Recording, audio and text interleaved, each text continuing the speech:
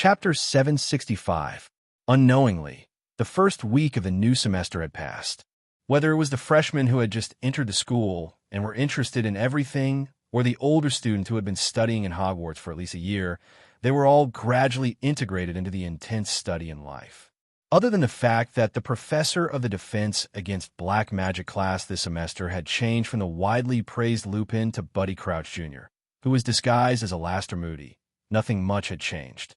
Of course, as the most mediocre and unremarkable boy in the 4th grade, Ron was sitting alone in the common room, looking at his former best friend, Harry Potter, and his beautiful and lovely girlfriend, Zhang Qiu, with a complicated expression.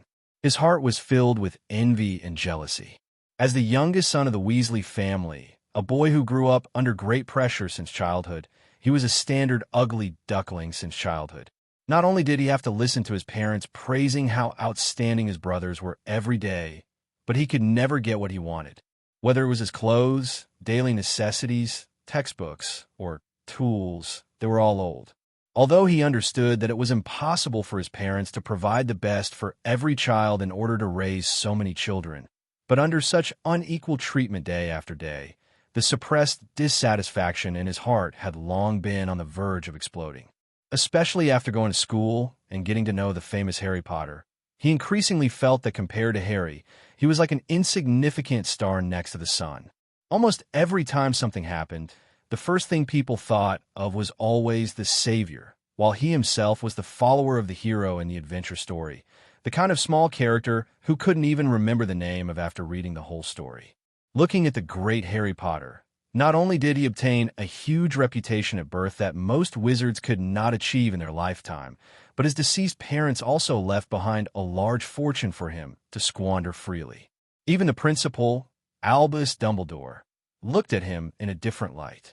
Ever since the events that happened in the last few months of the previous semester caused the three friends to gradually drift apart, Ron quickly realized that from the beginning, he and Harry Potter were in two different worlds.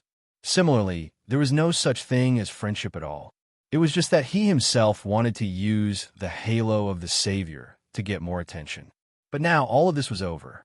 Harry Potter personally killed the enemy who betrayed his parents, fell out with Dumbledore, and walked on a different path.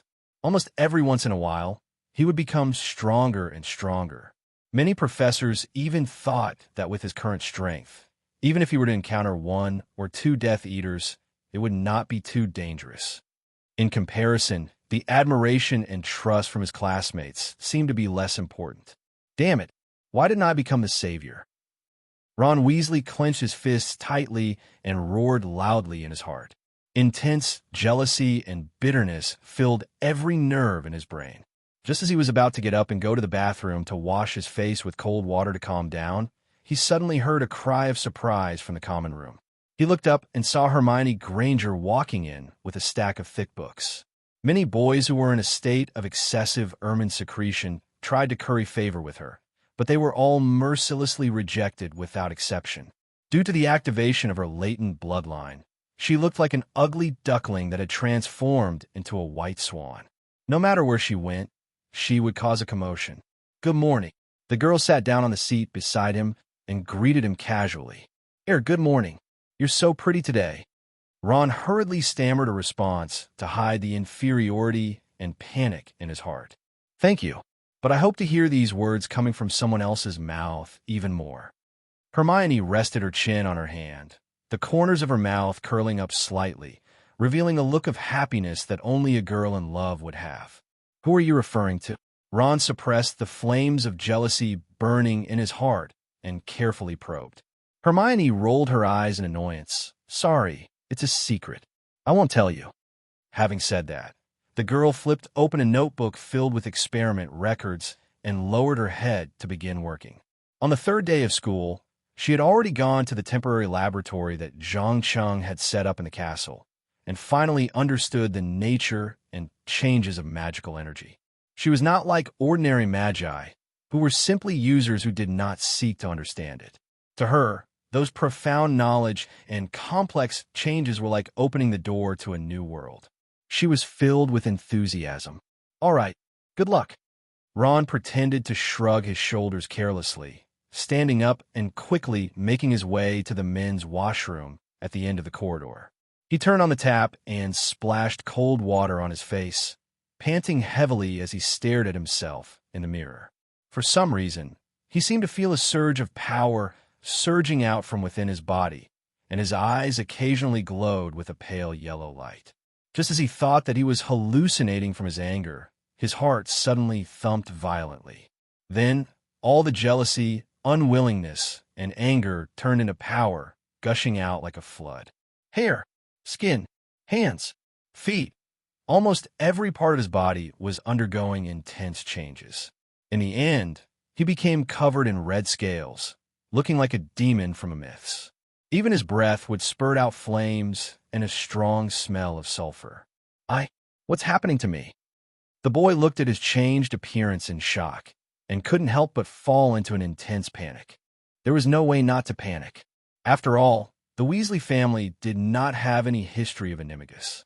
Moreover, animagus usually took the form of an animal and not this demonic form. But as the saying goes, accidents are always accompanied by misfortune. Before Ron could figure out what was going on with his body, a junior boy who had accidentally barged in discovered him and let out an ear-piercing scream. Monster! There's a monster here! Damn it! Shut up! Don't make a sound! In a moment of desperation, Ron subconsciously stretched out his thick arm and pushed the boy, but who knew that the strength of this push was far beyond his imagination. The boy was sent flying into the air and crashed into the wall behind him. He spat out a mouthful of blood and then fainted. Oh no, no, no, I didn't do it on purpose. I have to leave here. I can't let anyone see me. Lost in his panic, he didn't care about anything else. He smashed his head into the washroom's glass and rushed towards the forbidden forest, disappearing without a trace in a short while. Coincidentally, Zhang Cheng, who was standing in front of the window, saw the flash of a red figure. He couldn't help but smirk, muttering to himself, "Aha! Another mutant. I hope this one doesn't die too quickly." Chapter 766. Run. Run as if his life depended on it. Ron felt as if he would never feel tired, as if he had limitless stamina. However, this state did not last long. When he ran to the side of a small stream, he suddenly felt that all the power that had just emerged suddenly disappeared. His whole body returned to its original state. With a plop, he knelt on the ground and gasped for breath. Damn it, what the hell is going on?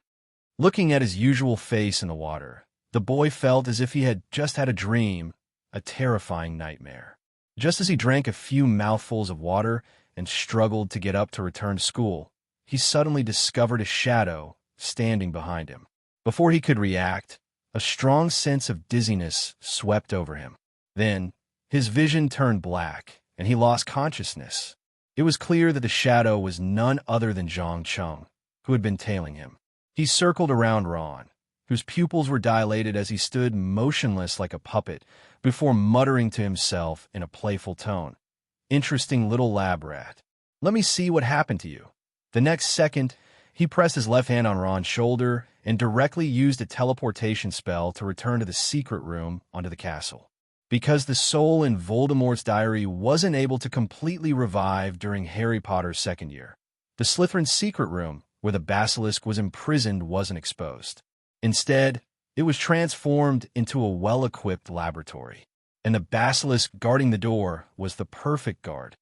Great Master, your most loyal servant, Dobby, awaits your orders. The house elf in charge of daily cleaning and maintenance hurriedly ran over and bowed deeply with one hand on his chest. Hermione didn't come today. Zhang Cheng cautiously looked around and bluntly asked, "Yes, Miss Granger's schedule is a bit full today. She won't have any free time until lunch break." Dobby answered without thinking. He wasn't a fool and immediately recognized Ron. He also understood what his master was worried about. Zhang Cheng nodded with satisfaction. "Very good. Now, send this boy to the experiment table and seal the entire laboratory. I need some time to figure out what happened to his body." "Understood." Dobby raised her hand and snapped her fingers, controlling the unconscious boy to lie down on his own. She then sealed the only entrance to the outside world. After doing all this, he stood beside the experiment table and patiently waited for his master to give him a new order. One had to admit that after countless years of domestication, the adepts had deeply imprinted the spirit of servility into the souls of the elves. Even after undergoing painful and twisted modifications, the elves still retained their perfect obedience.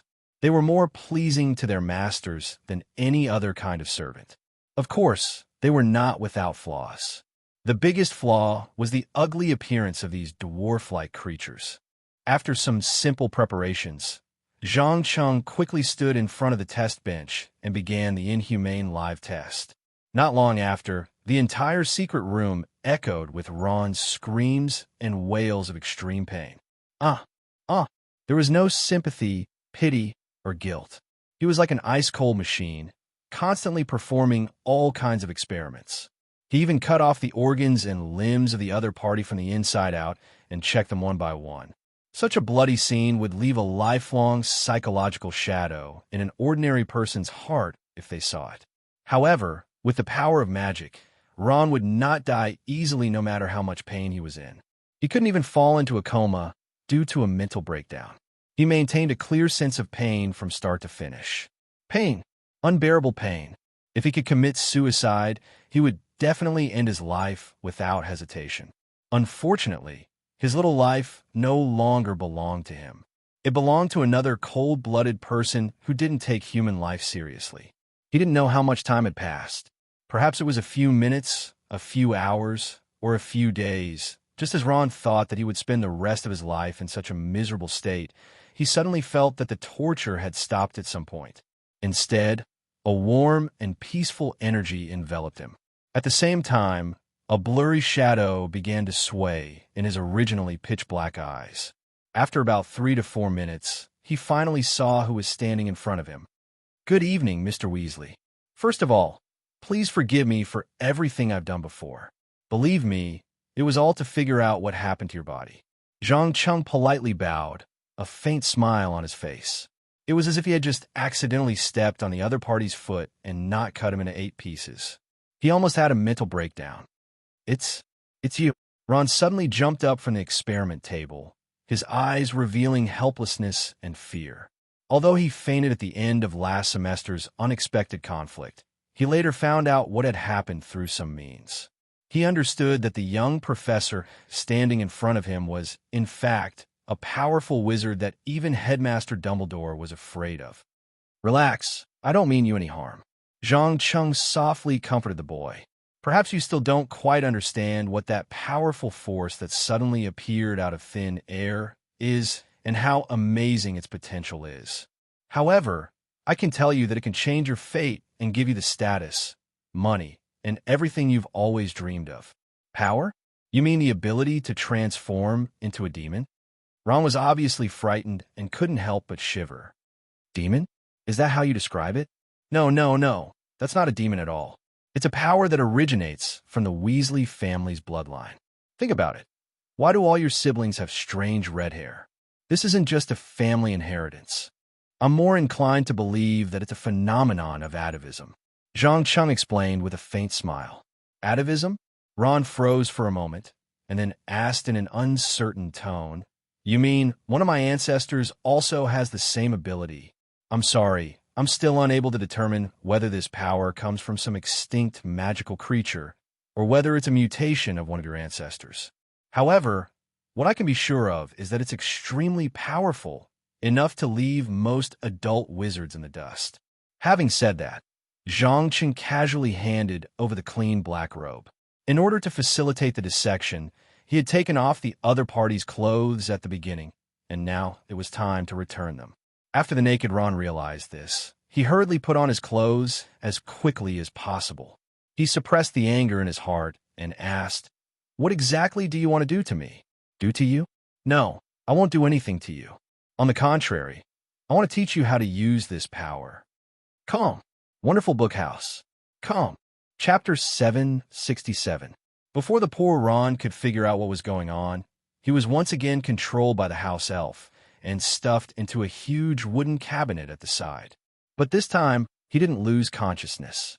Instead, he could clearly see what was happening outside through the gap. "Mr. Weasley, please keep quiet and watch what happens next with your eyes wide open," Dobby whispered into the boy's ear. Zhang Cheng, who was outside, cleaned up all the traces of the experiment and opened the sealed entrance. He said to the familiar figure at the door, "Sorry to have kept you waiting." "No, it's nothing. Actually, it hasn't been that long." Along with the familiar voice, the figure of a beautiful girl appeared in Ron's line of sight. It was none other than one of his best friends in the past, Hermione Granger. At the same time, she was also the person he had a crush on this year. In an instant, he felt a flame of jealousy slowly burning in the bottom of his heart. It was getting more and more vigorous, as if it could explode at any time. But unfortunately, under the control of Dobby's powerful magical power, he couldn't even move his lips. He could only watch as an unbearable scene unfolded before him. Zhang Qing obviously knew that Ron was watching, so he pinched Hermione's sharp chin and bent down to kiss her. In the first few seconds, the girl still had a little symbolic resistance, but soon she closed her eyes and was immersed in an indescribable tension and excitement. She even took the initiative to open her arms and wrap them around the other party's neck, changing from the passive party to the active party. There was no need to ask. Although this sudden kiss was a little unexpected, she didn't reject it at all. Instead, she was filled with anticipation and surprise. Just as the two young men and women were greedily demanding from each other, Ron, who was locked in the cabinet, felt an unprecedented jealousy, pain, and anger. His entire body mutated uncontrollably. He struggled desperately to break free from his restraints and rush out to tear the guy he hated the most to pieces. But how could Dobby, who had undergone cruel modifications, let a boy who couldn't even control his own strength break free? She kept injecting magical energy into him, forcing him to stay put obediently, even if blood-red tears flowed from his eyes. After a few minutes, Zhang Cheng released the girl's soft lips and teased in a relaxed and cheerful tone. "Dear Miss Granger, how do you feel now?" "Not bad. At least it's much better than I expected."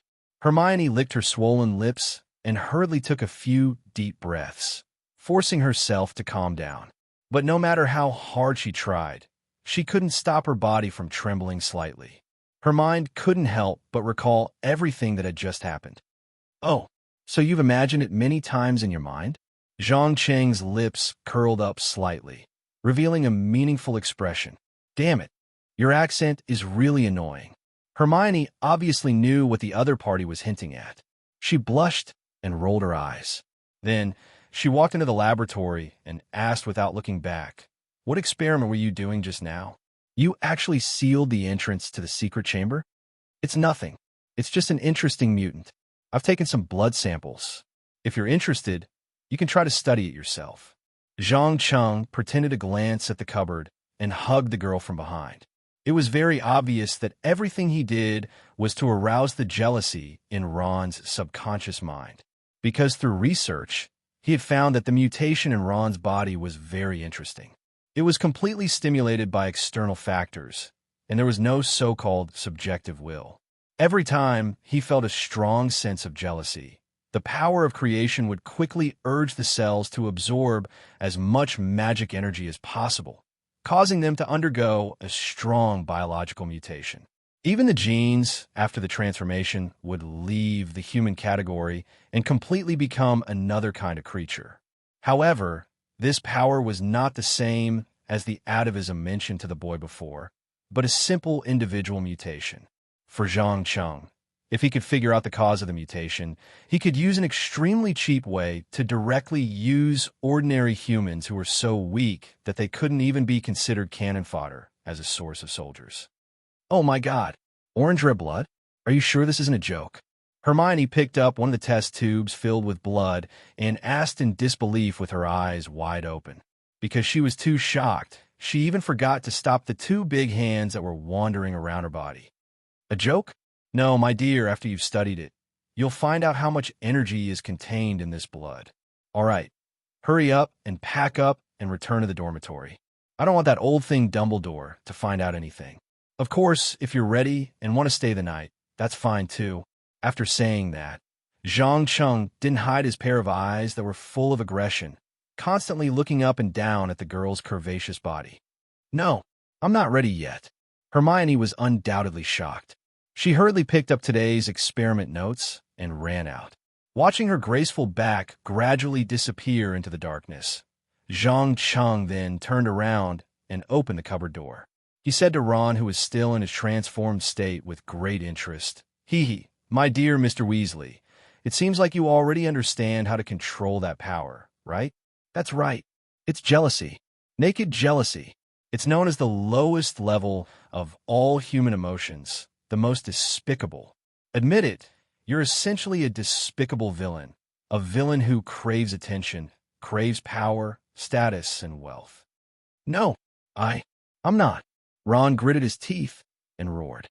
Ever since Hermione left, Dobby had let go of the restraints, and now he had completely regained control of his body. "You're not? Is that true? Think back. When I kissed Hermione Granger, what kind of feeling did you have in your heart? Pain? Despair? Regret? No, none of those, only intense jealousy.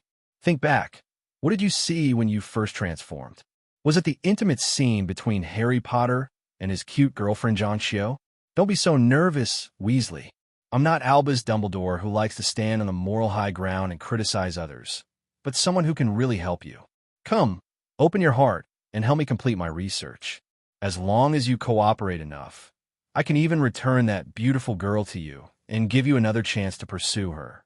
At this moment, Zhang Cheng was like a devil from hell, constantly using words to provoke poor Ron and slowly guiding him into the abyss of eternal damnation. It must be known that the Weasley family was Dumbledore's diehard loyalists. Being able to incite one or two Weasley children to betray their parents and family was not only a huge blow to the enemy's morale, but also an atmosphere of fear and distrust.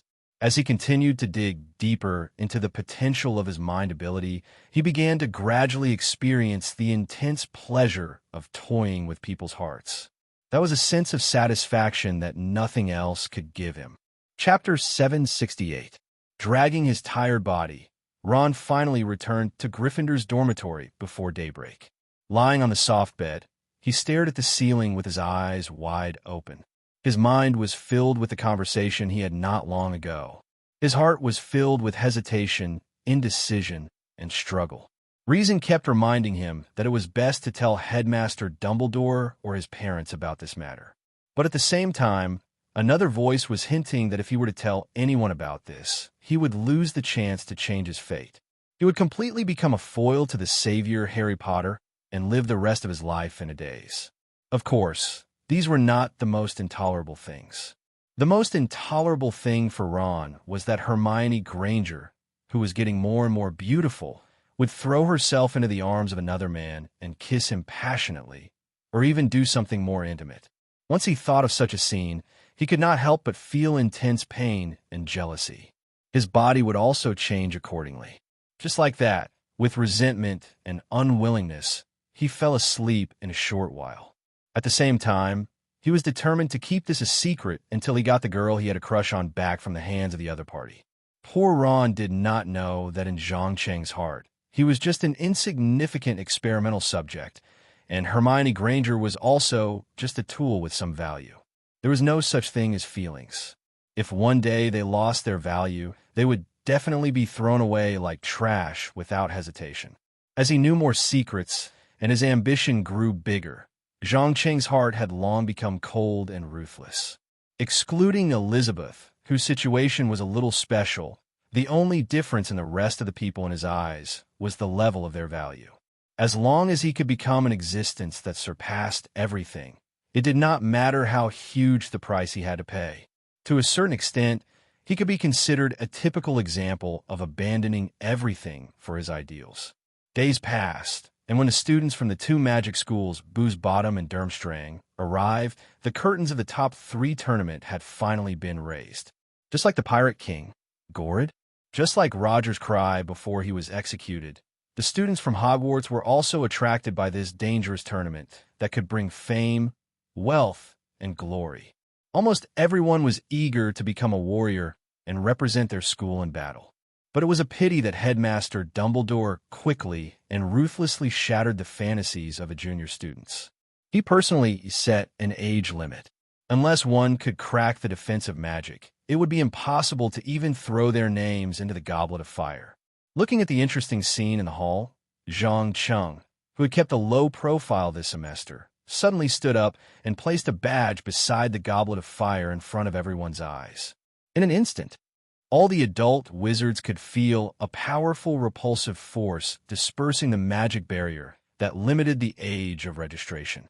After noticing this, Dumbledore, and immediately questioned, "Zhang, my dear, I want to know what you mean by this. Are you questioning my decision as the principal?" "No, Mr. Principal, I just think that you're a little too harsh on the students. You should know that for Magi, age always represents strength. I believe that some of the junior students have a spell-casting ability that surpasses the senior students. For example, Draco Malfoy and Harry Potter. I can guarantee that even among the graduates, there are not many who can surpass them. Are you going to deprive them of their free will and rights just because of the ridiculous age issue?" Zhang Cheng calmly explained with a slight smirk. Although he did not use any words with strong emotions, as long as one was not an idiot, they could see the tit-for-tat attitude between the two of them. But they are still children. Not to mention that strength does not equate to maturity. You're doing a very dangerous thing. Dumbledore retorted, not to be outdone. "Children, is this the excuse you are giving to deprive others of their freedom? I'm sorry, Headmaster, but we are not living in the Dark Middle Ages. You have no right to force anyone to make a choice."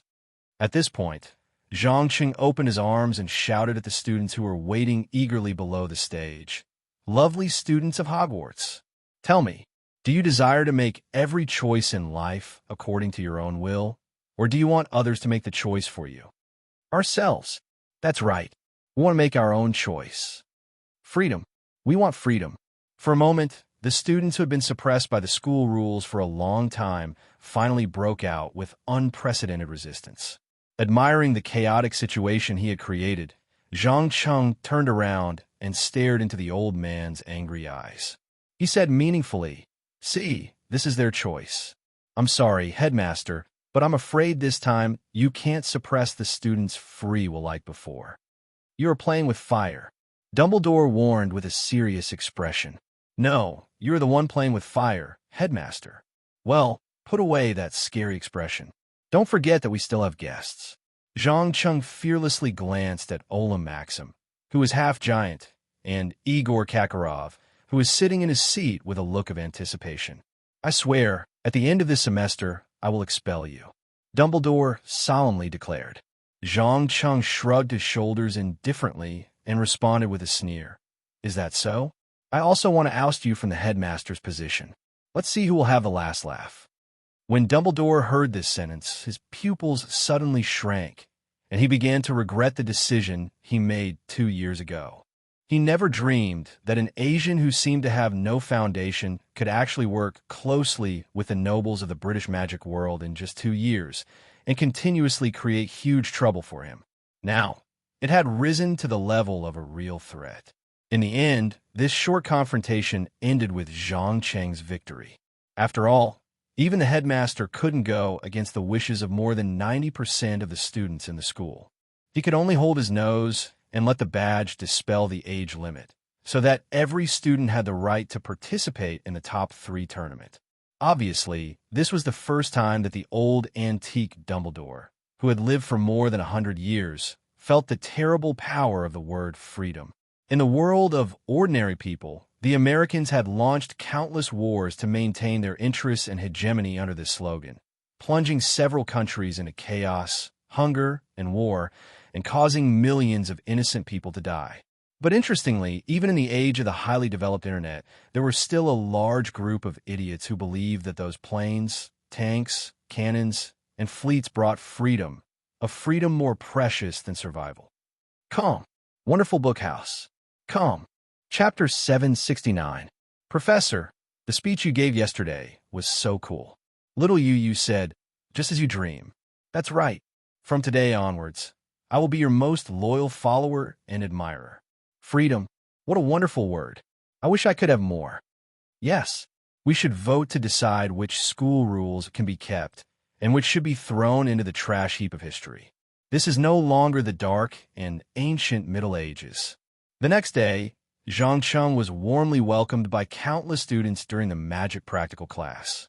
After all, in their eyes, he was the only adult in the school who was willing to stand in their own position and oppose the headmaster, so he easily won the favor of the rebellious youths. These students who had yet to truly experience the dangers of the world did not understand that many times things that seemed to make them happy were not necessarily good, and things that seemed to make them unhappy were not necessarily bad. The reason Zhang Cheng did this was very simple, and that was to start competing with Dumbledore for the right to speak in the school, especially from the support of the students who had been neglected. In this way, when a headmaster was dismissed by the Ministry of Magic for some reason, he would have the opportunity to use this support to completely control the school, and no matter how many professors supported Dumbledore, they would be powerless. It should be known that things like power never had much to do with numbers, but rather a contest between wisdom and shamelessness. Especially in modern society, whoever could deceive the people at the bottom better would win more support and become a high and mighty ruler. As for whether after taking power, he would fulfill his promise or find ways to delay and deceive, that was another matter altogether. For the entire class, Zhang Cheng patiently listened to this group of overly excited youths discussing how to change the school's outdated and backward status quo with their own strength. There were even a few radical guys who proposed to establish a student union to manage their own daily affairs, instead of being at the mercy of the headmaster and professors. In this regard, he only smiled encouragingly and did not express any comments or opinions, but the occasional flash of contempt and disdain in his eyes revealed his true thoughts. After enduring the class with great difficulty, he quietly returned to the laboratory located under the castle. As soon as he passed through the entrance, the first thing he saw was Hermione standing in front of the experiment table, testing the blood sample taken from Ron after his transformation. "How is it? Did you find anything?" Zhang Cheng asked with a faint smile. He was looking forward to seeing how this strong-willed girl would react when the truth behind the huge amount of experimental data was revealed. Had she turned completely dark and willingly become his lover? Or was it because he couldn't get rid of the condemnation of his conscience, causing him to have a mental breakdown and become a lunatic? No matter which one it would not be out of his expectations. A lot. It's different from the black substance you gave me last time. The vitality contained in this blood is abnormally strong. It can even make the experimental mice become extremely aggressive. Moreover, it can grow to the size of a dog in just a few hours. In order to prove her description, Hermione did not forget to point at the mutated black rat in the cage not far away. With its sharp teeth, it had already bitten through the inner cage made of barbed wire. It was constantly spewing out a red, magma-like substance, try to melt the iron pillar that was as thick as 3 fingers. It's quite shocking. Strictly speaking, this can't be considered a rat anymore, right? Zhang Cheng exclaimed as he raised the supreme authority that was disguised as a magic wand. He shot out a faint ray of light to make this big mutated rat behave. This is the test data. I found 6 substances that may be related to the mutation in the blood. If we want to go further, we may need to use monkeys or orangutans. Hermione suggested with a complicated expression. As a kind-hearted girl, she obviously could not accept the cruel human experiment, so she had to come up with an alternative plan. "Don't worry, leave the rest to me." Zhang Cheng smiled gently and bent down to kiss her sensitive earlobe. Amidst the rapid breathing and moaning, Hermione quickly forgot about the human experiment and immersed herself in the stimulation and pleasure brought by the intimate contact. The two of them were affectionate for more than 20 minutes before she reluctantly hugged the thick stack of notes and turned to leave. She wanted to quickly take a shower when no one was looking and change out of her wet shorts. She even suspected that at this rate, it would not be long before she completely lost her self-control and took the initiative to abandon the bottom line that she had always guarded. After watching the girl completely disappear at the end of the pipe, Zhang Cheng did not turn his head and said to the house elf hiding in the corner, "Dobie, you should have heard what Granger said just now. Before midnight, bring back 20 living people for me, at least 2 magi. Also, remember, it's best to be careful. I don't want to cause too much of a commotion." "As you wish, great and evil master." Dobie bent down and bowed deeply. She then turned and went through a portal, appearing in one of the most dangerous areas in London, Peckham. This place was located in the south of the River Thames. There was neither a direct subway line nor a bustling skyscraper. There were only groups of poor people and rampant criminal gangs. Due to the extremely poor security, there was not even a decent supermarket in the surrounding area. After dark, it was even more common to see hooligans wandering the streets. Whenever a stranger appeared, they would go up and block their way, trying to get some cash from them. In this kind of place, even if a few people went missing, it would not attract the attention of the police. With the cover of the invisibility spell, Dobie quickly circled the area twice and finally locked onto a small gang. She rushed in at lightning speed and knocked everyone out with a stun spell. She then stuffed them into a leather suitcase that had been modified with an infinite extension spell. She raised her hand and snapped her fingers, teleporting to Knockout Alley. He didn't know if it was a coincidence or a stroke of luck, but just as he was about to ambush 1 or 2 dark magi who had come to conduct illegal transactions, 3 fellows wrapped in cloaks suddenly walked out of Birkenborg's shop.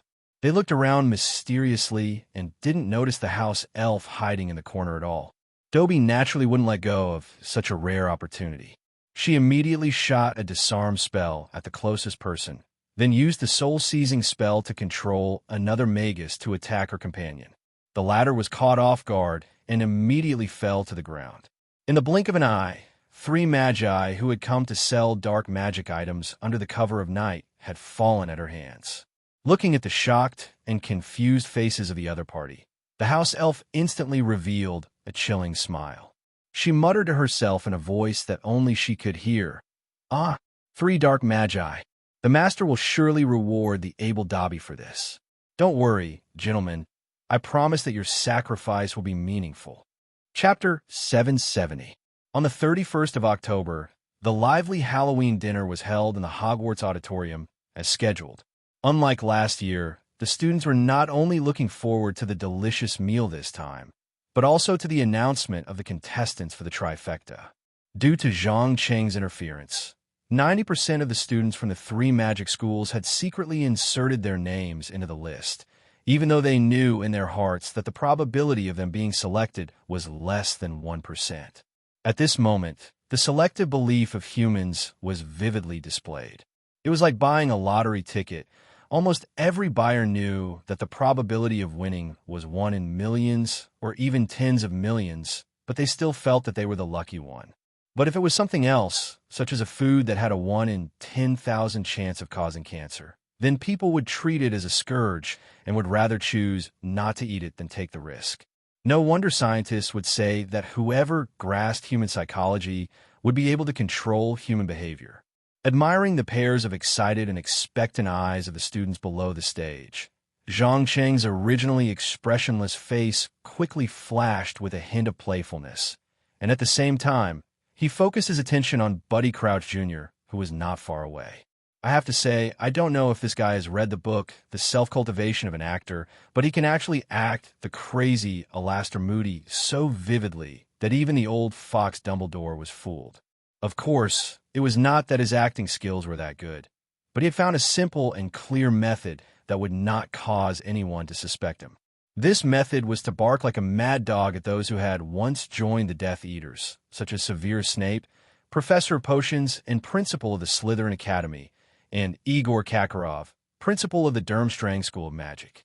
It was also because of Buddy Crouch Jr. that Zhang Cheng had an extremely comfortable semester, and for the time being, he had not discovered any secret actions by Snape. One had to know that during the last semester, this annoying old bat was just like a shadow and could come out of a dark corner at any time to give people a scare. Even small experiments had to be done sneakily. However, as the saying goes, a wicked person would be dealt with by another wicked person.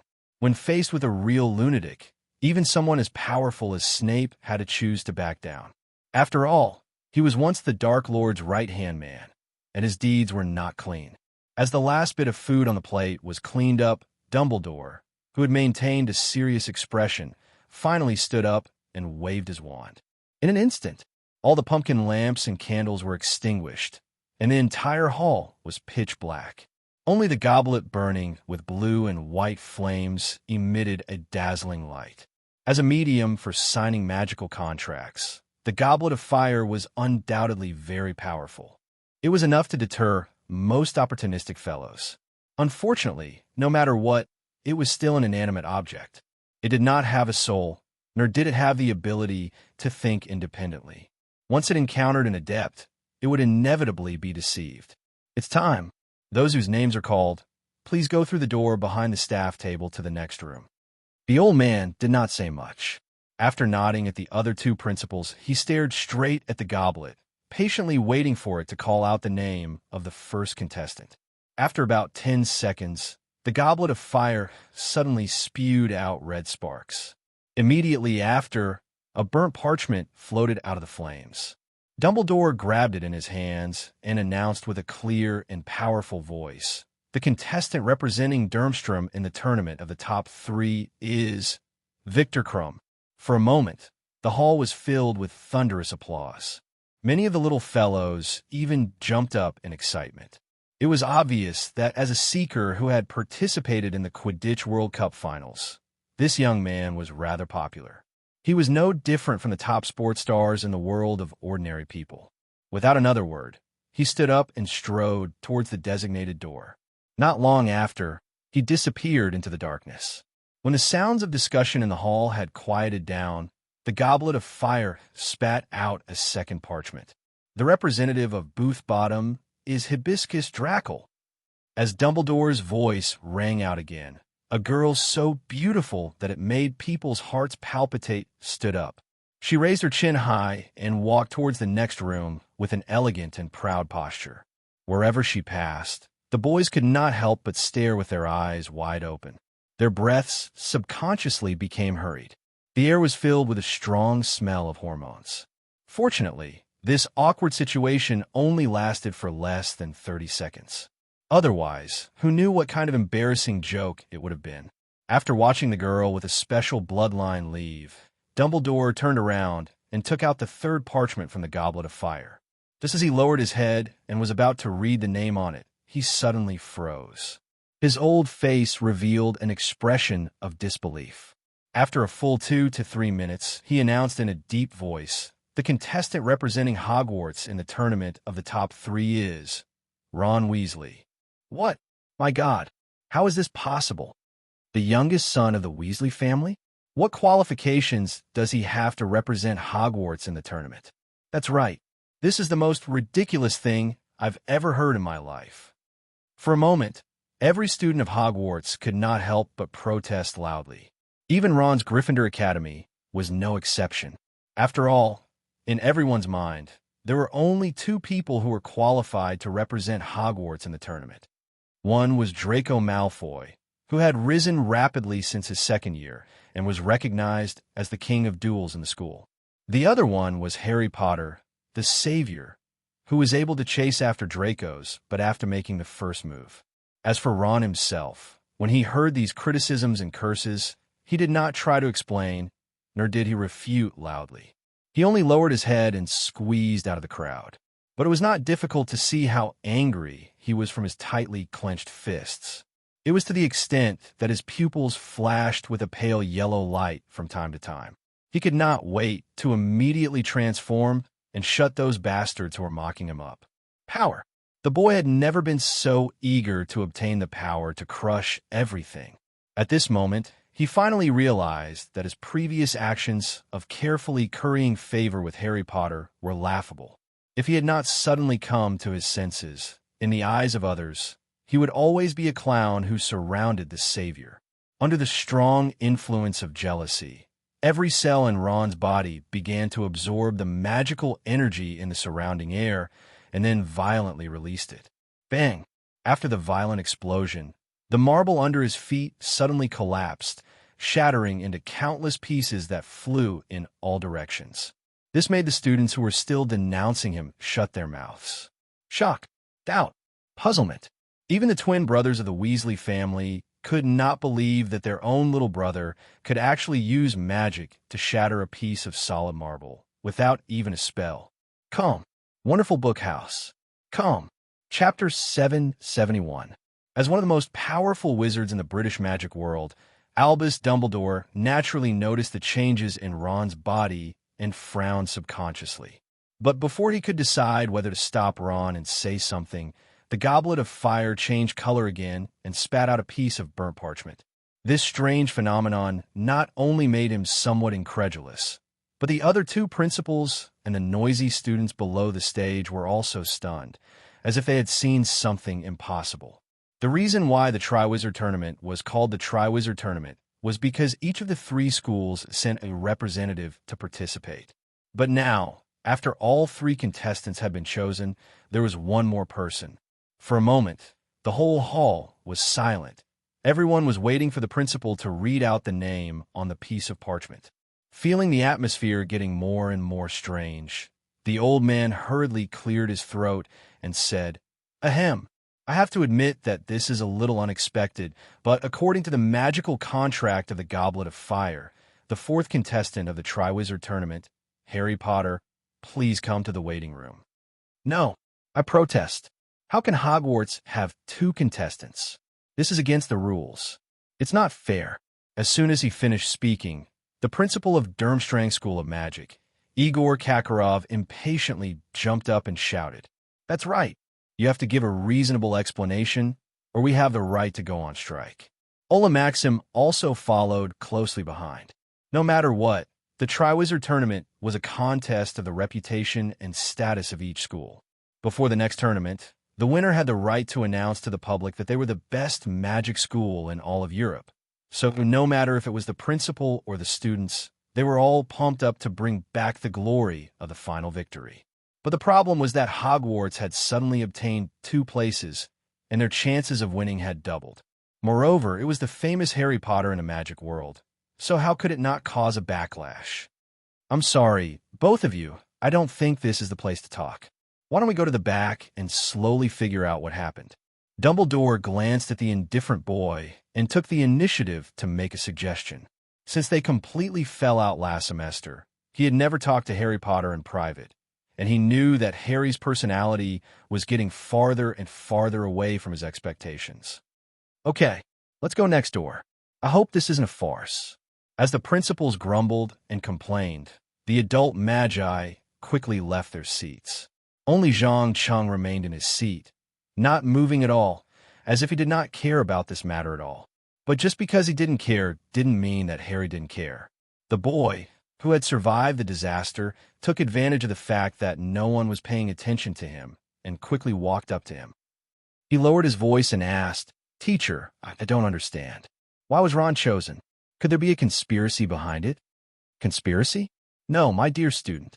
Ever since the Quidditch World Cup finals, a conspiracy has been revolving around you," Zhang Cheng replied meaningfully. "Around me?" Harry was stunned for a few seconds, but he quickly recovered. "You mean Voldemort?" "That's right. Think about it. Has there been anyone who has been particularly warm to you recently? So warm that you feel it's a little unusual?" Zhang Cheng continued to give hints without batting an eyelid. "Professor Moody, he's one of Voldemort's men?" Harry opened his mouth wide in shock. Although he had many flaws in his character, such as recklessness and stubbornness, this did not mean that he was a fool. On the contrary, he was quite smart. It was just that he had been set up by Dumbledore in the past, causing him to have no place to display his intelligence. In the end, he became a disappointing idiot. Looking at the horrified expression on Harry's face, Zhang Cheng calmly hinted, "Remember, sometimes what you see is not necessarily the truth, but a kind of disguise. So be vigilant. This year will be a difficult beginning for you. You can treat it as a test in your life." "Understood.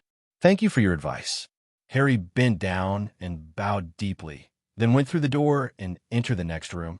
At the same time, Voldemort, who was hiding in his family's old mansion, was lying on a chair, listening to his subordinates report the latest progress of the plan. After more than 10 minutes, he moved his body and asked in a voice as hoarse as a snake, "So, Buddy Crouch Jr. is confident that he can get Harry Potter out from under Dumbledore's nose?" "Yes, Master." He swore that he would resurrect you in the most perfect state. The man wrapped in a robe responded without hesitation. Hearing this answer, the Dark Lord nodded with satisfaction. "Very good. It seems that he is more loyal than many of the Death Eaters that I originally thought highly of. On the day of success, I will bestow upon him supreme glory. But now I have another question. What is that mysterious Easterner doing now?" According to the news from Buddy Crouch Jr., the other party doesn't seem to have any noteworthy actions recently. Oh yes, not long ago, he had a direct confrontation with Dumbledore in front of everyone. This may be good news for us. Oh, conflict. Ha ha. Dumbledore, this old fool. I'm afraid that he still doesn't know what kind of person he is dealing with. But it doesn't matter. I believe that it won't be long before our dear ally gives us a big surprise. Well, you can leave now. Tell Buddy Crouch Jr. to be careful and not to provoke that Easterner. After saying that, Voldemort waved his baby-like slender arm, indicating that the servant could leave. The latter bowed respectfully, then quickly turned around, pushed open the door, and left. As soon as he left, the Dark Lord couldn't help but sneer and say to himself, "My dear teacher Dumbledore, this time you have met a real opponent. Watch carefully, he will tear off your hypocritical mask one by one, completely exposing your hidden desire for power and authority. Just like me, you will be despised and reviled by the world. At that time, you will realize that you're no different from me. It's just that I am braver in choosing to embrace fate while you are avoiding it." As soon as he finished speaking, suddenly, a flash of lightning appeared in the dark sky outside. The next second, the deafening thunder came as expected, followed by soybean-sized raindrops that pitter-pattered on the window, as if crying for someone's future. Voldemort just stared at the dark sky without saying a word, as if he was in a state of contemplation. No one knew what he was thinking, and no one dared to guess what decision he would make next. Chapter 772. There is no doubt that cheating in the competition was a despicable act that destroyed the fairness of the competition. However, if all the contestants cheated, it would mean that no one cheated and the competition would return to the starting line. In fact, from the moment the ferocious, beast-like fire dragons were transported to the Hogwarts, the 4 students representing their respective schools had already found out what they were about to face through different channels. Just as a certain scholar once said, in the face of sufficient benefits, the so-called morality was not worth mentioning. What was even more interesting was that most people would not condemn those who would do anything for the sake of benefits. Instead, they would ridicule those who were willing to abandon benefits and choose morality, thinking that these people were stupid and inflexible idiots. They would even nail them to the pillar of shame in history and ridicule them when they had nothing better to do. Enjoying this farce of a performance, Zhang Cheng had no interest in participating, nor did he expose Buddy Crouch Jr.'s disguise. Instead, he shifted his attention to the in-depth study of the power of creation. After several live experiments, he had more or less grasped a vague pattern. He could even control the degree of mutation within a certain range, allowing inanimate objects to come back to life and gain a certain level of thought and consciousness. Of course, this did not mean that he had reached the level of being able to create life out of thin air. It was just a simple simulation. Before deciphering the mysteries of the soul, it was extremely difficult to create a real life. Even the supreme authority, a divine artifact with independent thought, could not be considered a living being. Although it was more intelligent than most intelligent life forms, it lacked the most important thing, a soul. Fortunately, tearing a soul to create a soul artifact provided a relatively simple idea. Since creating a soul was so difficult, why not directly extract a ready-made soul from an intelligent life form? Then through tearing and fusing, erase the original memories and consciousness, then modify it according to one's will to create a brand new soul? In order to prove the feasibility of this idea, the laboratory hidden in the underground secret room of the castle was closed for 2 consecutive weeks. Inside, extremely miserable screams echoed every day.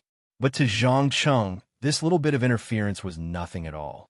Coldly ignoring the pain of the experimental subjects, he simply tore their souls into countless pieces again and again, then fused them back together before the soul fragments dissipated. After dozens or even hundreds of times, these originally clear and healthy souls would lose their sense of self and turn into a silvery white, translucent liquid similar to spirituality. Although it had lost more than a third of its quality, it was incomparably pure, without as many impurities as a normal human soul. It was like a clean, white canvas that could be freely painted with the colors of its creator. Perfect. This is what I want. Zhang Cheng, who hadn't slept for half a month, smiled with satisfaction. However, this was not without a price. The row of corpses that were fixed to the wall and emitted a faint rotten smell was the price of this cruel experiment. Without any hesitation, he directly injected these purified souls into a pre-prepared clone body and then activated it with the power of creation. In just a few seconds, the old man, who looked exactly like Dumbledore, slowly opened his eyes and looked around with a slightly curious gaze. After a full 10 minutes, he opened his mouth and stuttered, Who am I? Where am I? Who are you? Ha! Your name is Leon Dumbledore, the twin brother of the greatest wizard in the British magic world and the stand-in for the headmaster of Hogwarts School of Magic. As for who I am, it doesn't matter where this is. What matters is that you will learn how to use magic to fight. Zhang Cheng grinned maliciously. That's right. He had personally created an evil twin of Dumbledore. He wanted to use this guy to tarnish Dumbledore's reputation. As long as the timing was right, even if the clone had 10,000 mouths, he would not be able to explain himself clearly. Leon Dumbledore? The clone looked at himself in the mirror and nodded blankly. Well, I am Leon Dumbledore, the twin brother of the greatest wizard in the British magic world and the stand-in for the headmaster of Hogwarts School of Magic. Great. Dear Mr. Dumbledore, next I will instill some knowledge and memories into your brain. This process may be a little painful. You'd better bear with it. With that, a faint silver light appeared in Zhang Cheng's pupils, and then he raised his right hand and pressed it on the clone's forehead. In an instant, the huge amount of knowledge and the chaotic false memories flooded the clone's brain like a flood, causing him to scream in pain. Soon, the stories of his childhood, the love of his youth, and the troubles of his adulthood slowly appeared before his eyes. Coupled with his brain's self-deception, he finally began to accept his identity as Albus Dumbledore's twin brother. However, compared to his famous brother, he was just a little mouse living in his brother's shadow, doing some shady things for him. For a moment, anger, unwillingness, jealousy, and the desire for freedom filled every one of his sensitive nerves. About 7 to 8 minutes later, the poor clone slowly stood up and asked with a gloomy face, Tell me, what kind of dirty work does my dear twin brother want me to do for him? It's simple. Here's a list. Kill them all. Zhang Cheng calmly handed over a robe, a wand, and a piece of parchment filled with addresses and names. Understood. Without another word, the clone took the items and put on the robe, turned around, and disappeared into the streets of London through the portal. He did not realize that he was actually just an insignificant chess piece, and the names on the list were officials of the Ministry of Magic who were unwilling to be roped in or bribed. Regardless of whether the assassination was successful in the end, it would completely sever the relationship between Dumbledore and the Ministry of Magic, making them completely hostile. At this time, if Lucius were to come in contact with the people who had been assassinated, he would inevitably receive a completely different answer. Of course, more importantly, through this test, he could find out whether the technology of creating souls was mature and whether there were any flaws that Zhang Cheng had not noticed. If there were none, then when he returned, he would start to give artificial intelligence X a true independent consciousness in life, so that it would evolve from a special artificial intelligence between weak artificial intelligence and strong artificial intelligence into a mechanical life. But before that, he still had a lot of problems to solve, such as data transmission, the docking and transformation of souls and mechanical bodies, and the self-replication characteristics of digital life. Come, wonderful book house. Come. Chapter 773. A few days later, the Daily Prophet published the explosive news that 4 Ministry of Magic officials were attacked. One of them died, 3 were injured, and the house elf saw that the murderer looked like Dumbledore. This news not only overshadowed the limelight of the Savior participating in the Triwizard Tournament, but it also made the headmaster, who was in the dark, feel a chill down his spine. In particular, the masked old man in the newspaper was almost identical to him in terms of height, body shape, stride, hair, and long beard. For this reason, he specially went to check on his father, who was sentenced to life imprisonment for murder, to make sure that he did not escape halfway, get married, and give birth to new siblings for him. Fortunately, Luo Ao did not have conclusive evidence for the time being. Plus, Albus Dumbledore had a very high prestige in the British magic world, so the Ministry of Magic did not rush to arrest him. But the problem was that the overwhelming negative public opinion had drowned him like a tide. Almost every once in a while, someone would expose some of his dark history in his early years. For a while, denouncing Dumbledore had almost become a daily occurrence in the British magic world. Although at first, many people did not care too much, Zhang Cheng, who was hiding behind the scenes and controlling everything, knew that a lie repeated 1,000 times was the truth. As long as he firmly controlled the media mouthpiece, it was easy to reverse the truth. Perhaps an occasional piece of negative news could not shake the position of a powerful wizard like Dumbledore in people's hearts. But what if it was 100, 1,000, or 10,000 pieces of negative news? For the arrival of this day, Lucius Malfoy had already bought almost all the news media in the magic world, including the Daily Prophet. So, it was as easy as eating and drinking for a reporter like Rita Skeeter to fabricate and distort the facts a little. With Albus Dumbledore deeply troubled and unable to extricate himself from the negative news, the first event of the Triwizard Tournament finally began under everyone's expectations. Sitting at the top of the built stands, Zhang Cheng enjoyed the scene of the fierce battle between Harry Potter and the fire dragon below with great interest. He commented with a smile, "It seems that he is still too inexperienced. He has not been able to defeat his target until now." "Teacher, I don't understand what you mean. In my opinion, Potter has already done a very good job, at least 100 times better than the previous 2 guys. I can guarantee that Victor Crumb and Hibiscus Delacourt do not have the guts to fight a dragon head-on." Draco took the initiative to defend his friends. "Okay, no, my dear student, you should not set the bar so low. Or Victor Crumb and Hibiscus Delacourt. Are the 2 of them stricter than the training you received? Do I have more knowledge and spells than you? Obviously no. They were no different from the majority of students. Their minds were still filled with naive and stupid thoughts. If you keep comparing yourself to such a guy, you'll never be able to reach the true peak of magic." Zhang Cheng sneered and shook his head.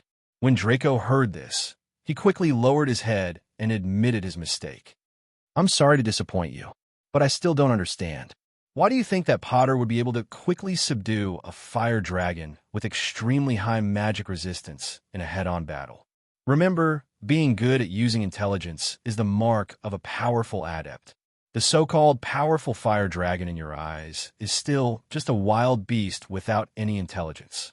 If Harry had used ice magic to lock the dragon's wings and legs, and then blinded the dragon's eyes, would he still be in such a difficult situation?" Zhang Cheng explained with a faint smile. Just as Malfoy was deep in thought and stood rooted to the ground, a deafening cheer suddenly erupted in the arena. It turned out that after a tough battle, the boy who had escaped death had finally dealt a heavy blow, causing the dragon's strong heart to temporarily stop. With a boom, the dragon fell to the ground and raised the golden egg in its hands high. Without a doubt, such an extremely hot-blooded and violent method was far more entertaining than the previous 2 contestants. It was also easier to stimulate and excite the audience. It was human nature to worship the strong, especially when a certain person had a resounding reputation and a mysterious halo around him. "I'm sorry, Professor. Please excuse me for a moment. I have to congratulate Harry." Zhang Qiu was the first to stand up and quickly ran towards the exit of the fence. She didn't realize that her strong admiration for the boy was completely due to someone playing a trick in her mind. And as a one-time use tool, her life would end before the end of this semester, becoming the seed that ignited the monstrous anger and hatred of the Savior. Draco and many other students followed closely behind. In the blink of an eye, more than half of the people in the stands had rushed to the exit to offer their congratulations and blessings to Harry Potter. There were only a few people who paid attention to the last contestant who stepped into the arena alone, Ron. Feeling the intense jealousy in the other party's eyes, Zhang Cheng couldn't help but reveal a trace of undetectable playfulness. He lowered his voice and muttered to himself, "Aha! A good show is finally about to begin. Come on, show me your strength.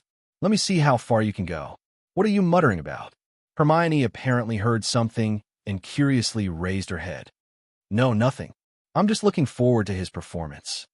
Zhang Cheng purposely wrapped his arms around the girl's waist from behind and whispered into her ear in a very intimate and ambiguous manner. "Don't. This is a public place." Hermione's face turned red, and she bit her lower lip to remind him. "Don't worry. Now everyone's attention is attracted by Harry. No one will notice us at all." Zhang Cheng comforted her softly, while secretly doing some small actions that were not very obvious but could be seen. Because he had already noticed that Ron's eyes, which had begun to turn yellow, were constantly glancing at the auditorium, at the position where he and the girl were. Under the control of strong negative emotions, the boy finally reached a critical state in just a few seconds. His right hand under the black robe began to mutate, and like a madman, he rushed toward the roaring fire dragon. "Go to hell, bastard!" Accompanied by an angry roar, he crossed paths with the dragon at a speed that was almost invisible to the naked eye. The next second, the fire dragon let out a scream that made everyone's heart palpitate, and then it fell to the ground with a plop. Precious dragon blood gushed out from the wound on its chest that was made by something unknown, and it couldn't be stopped no matter how hard it tried. Before the staff could react to what had happened, the poor dragon breathed its last breath. Standing next to the corpse, Ron raised his head slightly, letting the bright red blood sprinkle on his body and face, as if announcing his rebirth to the world. From now on, no one could look down on him, and no one would treat him as a clown and servant beside the Savior. Come, wonderful book house. Come. Chapter 774. Shock, surprise, disbelief. Almost all of the Hogwarts students and professors who knew Ron couldn't help but stand up and stare with wide eyes at his lonely figure, as well as the huge fire dragon's corpse that contrasted so strongly with him. Even the adult magus who was about to rush up and subdue the fire dragon was stunned on the spot, as if he couldn't believe that such a ferocious and violent dragon had been killed so easily. Moreover, due to the speed of the attack, no one even noticed what had killed the dragon, whether it was a powerful spell or a magical weapon like a sword or a spear. In fact, apart from Zhang Cheng, no one in the entire viewing platform cared about the pitiful and lowly Ron Weasley. They didn't even think that he had the ability to complete this thrilling challenge. Most of their attention was focused on Harry Potter, who had just displayed his powerful spell-casting skills. But what was interesting was that it was this unremarkable, ugly duckling that had staged such a shocking reversal in the first event of the tournament of the top three. From the moment he entered the arena to the end, only a few seconds had passed, and he was already bathing in the dragon's blood and holding the golden egg high. My God, is this really Ron? How'd he do it? Hermione, who had regained her senses, subconsciously covered her mouth and asked incoherently. This is the embodiment of strength. It's an explosion after a long period of accumulation. Do you feel it? The intense dissatisfaction and anger hidden under his ordinary appearance. From today onwards, Ron Weasley is no longer the person you know. He has been reborn, Zhang Cheng explained meaningfully. Through the power of his spirit ability, he could clearly feel the intense negative emotions in the other party's heart, as bright as a torch in the dark night. Next, this boy would probably be like many other pitiful creatures who had suddenly gained strength, recklessly unleashing his strength and breaking all the rules that he hated, becoming a violent person from head to toe. No, what I mean is, how could he have killed a fire dragon in an instant? Hermione was obviously agitated, and her tone was full of doubt and incomprehension. One had to know that in her eyes, Ron was just an ignorant and incompetent idiot. Apart from being loyal to his friends, he didn't have any redeeming qualities. However, such a big boy was able to suddenly display overwhelming strength. It was simply overturning everyone's previous impression of him. Looking at the constantly changing expression on the girl's face, Zhang Cheng leaned forward and said in a low voice, "You know, my dear, this world is not as beautiful as you think. There are countless dark secrets hidden behind it. Tell me, are you sure you're ready to see the darkness? Are you ready to bid farewell to your innocence and enter the world of adults?" Hermione didn't expect that the other party would choose to reveal their cards at this time. She instantly panicked and lowered her head, fiddling with her cuffs at a loss. As a smart girl, she had long seen some clues from the experiment notes, but she had subconsciously deceived herself and ignored those terrible facts. Now that Zhang Cheng suddenly mentioned this matter directly, it broke the girl's psychological line of defense, making her realize that she had long been deeply involved as an accomplice and could not extricate herself. Looks like you're not ready yet. It's okay, I can wait. But remember, Miss Granger, you can't live in a perfect fairy tale forever. There will be a day when you need to face the cruel reality. The sooner you embrace reality, the sooner you can have a clear understanding of the world. Many times, the good and evil you understand is just the self-righteousness of most stupid humans, hiding behind the naked struggle for benefits. After saying that, Zhang Cheng held Hermione's slightly frightened face, gently kissed her forehead, then stood up and quietly left. Passing through the chaotic crowd, he quietly came to the place where the contestants were resting and looked at Ron, who was soaked in dragon blood. After a full minute or so, he smiled and teased, "How does it feel to be a dragon slayer? Isn't it intoxicating?" "Very good, especially when those bastards shut their mouths and are silent. It's simply intoxicating," Ron replied with a ferocious expression. "That's right. Looks like you've already experienced the preciousness of power." Zhang Cheng was undoubtedly very satisfied with the boy's cynical attitude and nodded slightly. Yes, humans are such hypocritical creatures. When you're weak, they'll laugh at you, but once you're strong enough, they'll shut their mouths and show fear in their eyes. When the competition is over, our dear Headmaster Dumbledore will definitely talk to you. You should know what to do, right? Don't worry. I've seen through his hypocrisy. Even more so, I won't approve of that ridiculous speech that even Harry doesn't want to believe. Excellent. Congratulations on passing the first test. I believe that from now on, all the students of Hogwarts will know you again, the powerful Ron Weasley, a rising star. Be mentally prepared. It won't be long before you become the most respected and popular person in the school. As the last word escaped his mouth, a playful smile flashed across Zhang Cheng's face, and he slightly bowed with one hand on his chest.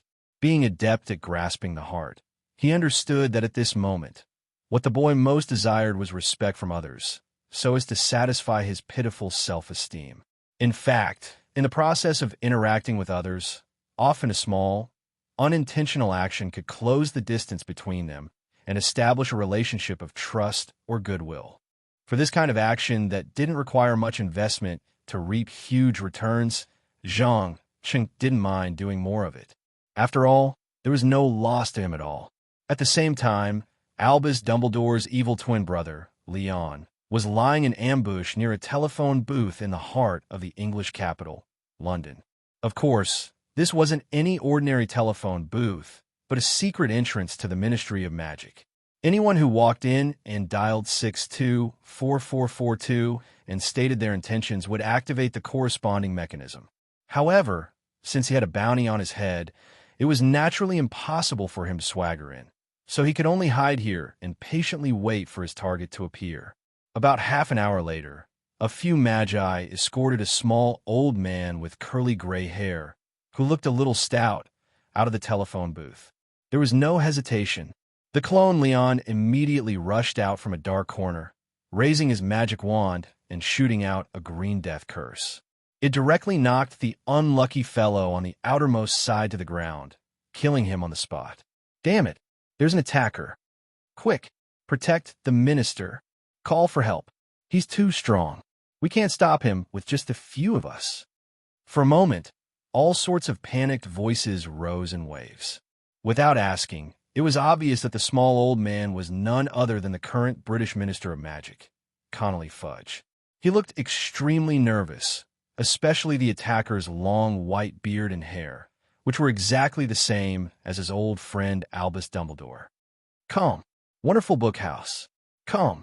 Chapter 775.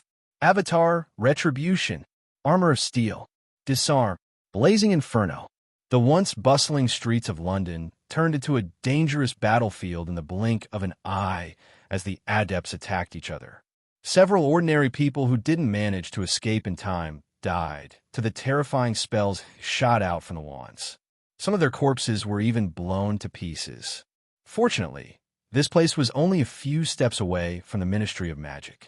When Luo Ao and the others discovered that the head of the Ministry of Magic had been ambushed in front of their own home, they immediately mobilized without hesitation and used their advantage in numbers to suppress the enemy. Connolly Fudge couldn't help but yell at the top of his lungs when he saw the familiar figure. Albus, is it you? Tell me, why are you doing this? Oomph, ignorant fool. You don't know anything at all. The clone sneered and immediately used Phantom Shift to disappear from the spot. Even though the battle hadn't lasted for long, 3 unlucky fellows had already died, and countless more had been injured. It could be said that he had single-handedly defeated half of the Ministry of Magic. Moreover, he could leave whenever he wanted. No one could stop him. This was completely in line with what most adepts knew about Albus Dumbledore. Apart from the headmaster of the Hogwarts who had defeated the famous dark adept Gellert Grindelwald in a duel, no one could think of anyone else who could do this. When Connolly Fudge dragged his exhausted body back to his office, the first thing he did was call for an emergency meeting. He stared with his bloodshot eyes and roared, "The 8th time. This is the 8th attack in a short span of a month. Every single one of them was a staff member of the Ministry of Magic. Can anyone tell me what we should do next? Should we announce the dissolution of the Ministry of Magic?" "Sir, please calm down. Things aren't as bad as you think." Arthur Weasley tried to calm old Fudge's raging emotions. As a hardcore supporter of Dumbledore, he never thought that the kind old man would risk universal condemnation and assassinate a staff member of the Ministry of Magic. "Shut up, Arthur. I know what you want to say, but the problem is that the evidence is right in front of us. Do you still want to defend him?" Connolly Fudge asked through gritted teeth. If it were any other time, he might have used the relationship between the Weasley family and Dumbledore to ease the tension between the two of them. But now, he only wanted to gain more support and defeat the enemy who was trying to kill him in one fell swoop. Especially in the past few years, he had always felt that Dumbledore was snooping on his rights as the Minister of Magic, and the assassination just now had made his accumulated dissatisfaction reach a critical point. Few people could remain calm in the face of power, and old Connolly Fudge was no exception. "Honorable Minister, I think we should sign the arrest warrant immediately. Mobilize all Luo Ao to capture Albus Dumbledore. At times like this, the Ministry of Magic has to show the toughest attitude. Otherwise, we will lose the trust of the people if we show any weakness. He can then use his huge prestige to force us to give in or even overthrow the Ministry of Magic and reorganize it." Auror's office director Rufus Scrimgeour expressed his opinion without hesitation. Unlike Arthur, he was a hardliner through and through.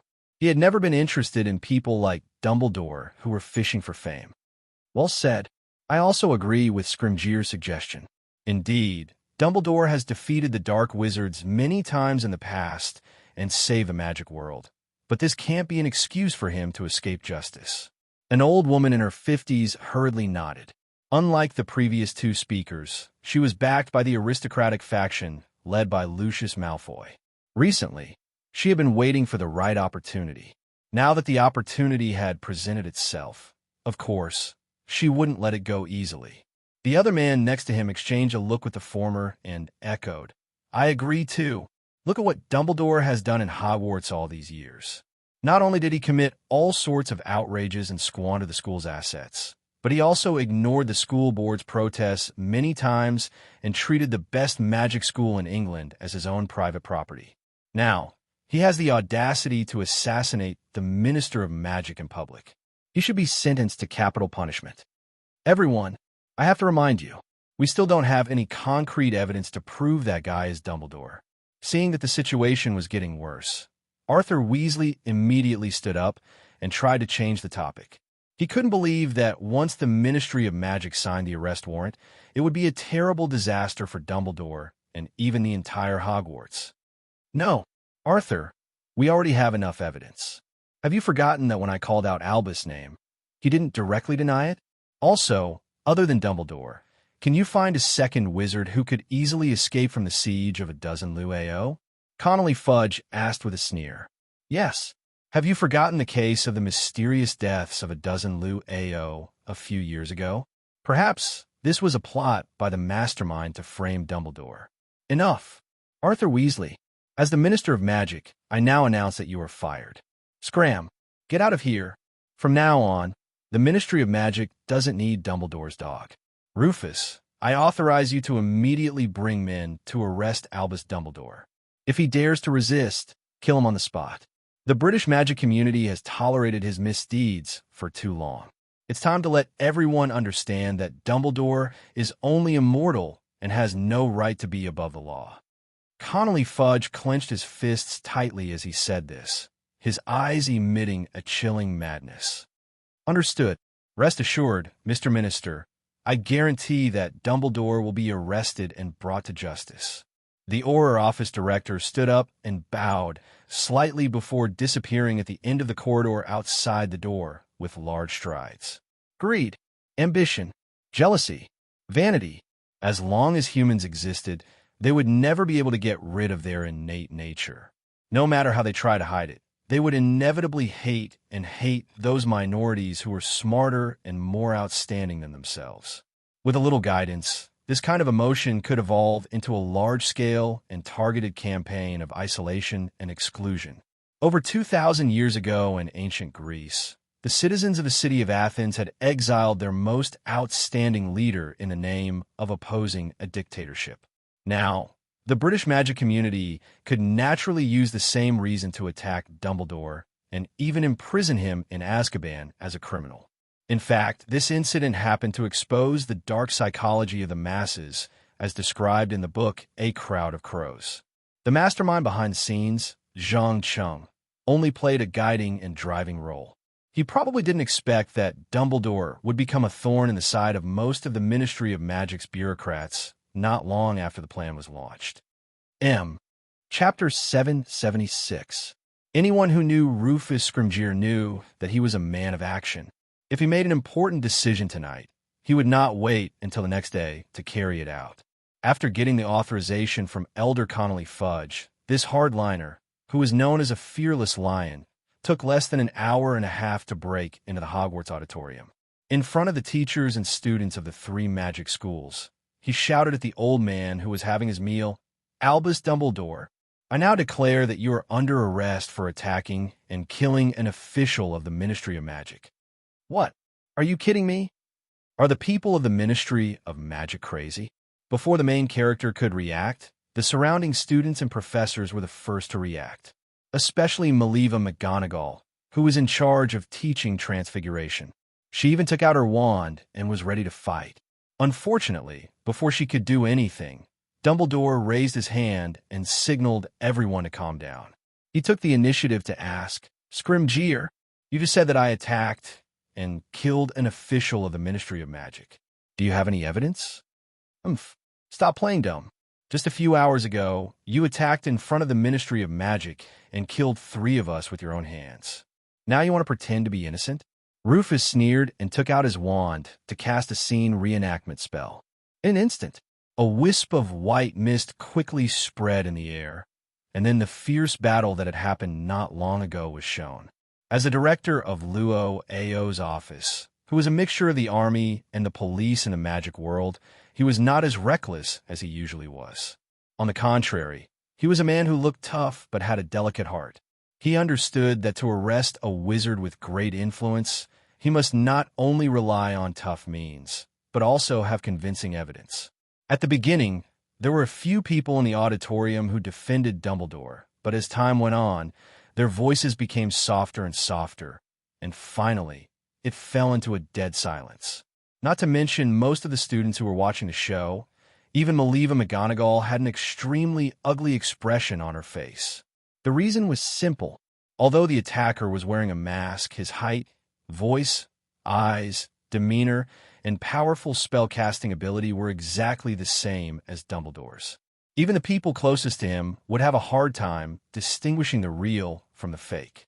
What was even more frightening was that when the attack occurred, Dumbledore was not in a public place. Instead, he was hiding in the headmaster's office and had only met with Ron Weasley once. This meant that, right now, the only thing that could temporarily get him off the hook was a big boy. For a moment, every intelligent person who wanted to understand this point turned their eyes to Ron, as if waiting for him to testify for Dumbledore. After all, there were only a few thousand people in the British magic world, and everyone knew that the Weasleys were hardcore supporters of Dumbledore. Surprisingly, the youngest son of the Weasley family merely shot a cold glance at the headmaster and said expressionlessly, "Sorry, I was only in the headmaster's office for less than 5 minutes. I have no way to prove that Dumbledore is not the murderer." "Ron, you..." Maliva Mag was completely stunned. She didn't even dream of such an outcome. "Professor Mag, hasn't the school always taught us not to lie? Do you want me to lie to the Ministry of Magic?" Ron blinked with feigned innocence. "Very good. Young man, you have made the right choice." Rufus pursed his lips and revealed a victorious smile. "Albus Dumbledore, tell me, are you going to come back with me obediently to receive your trial, or are you going to resist?"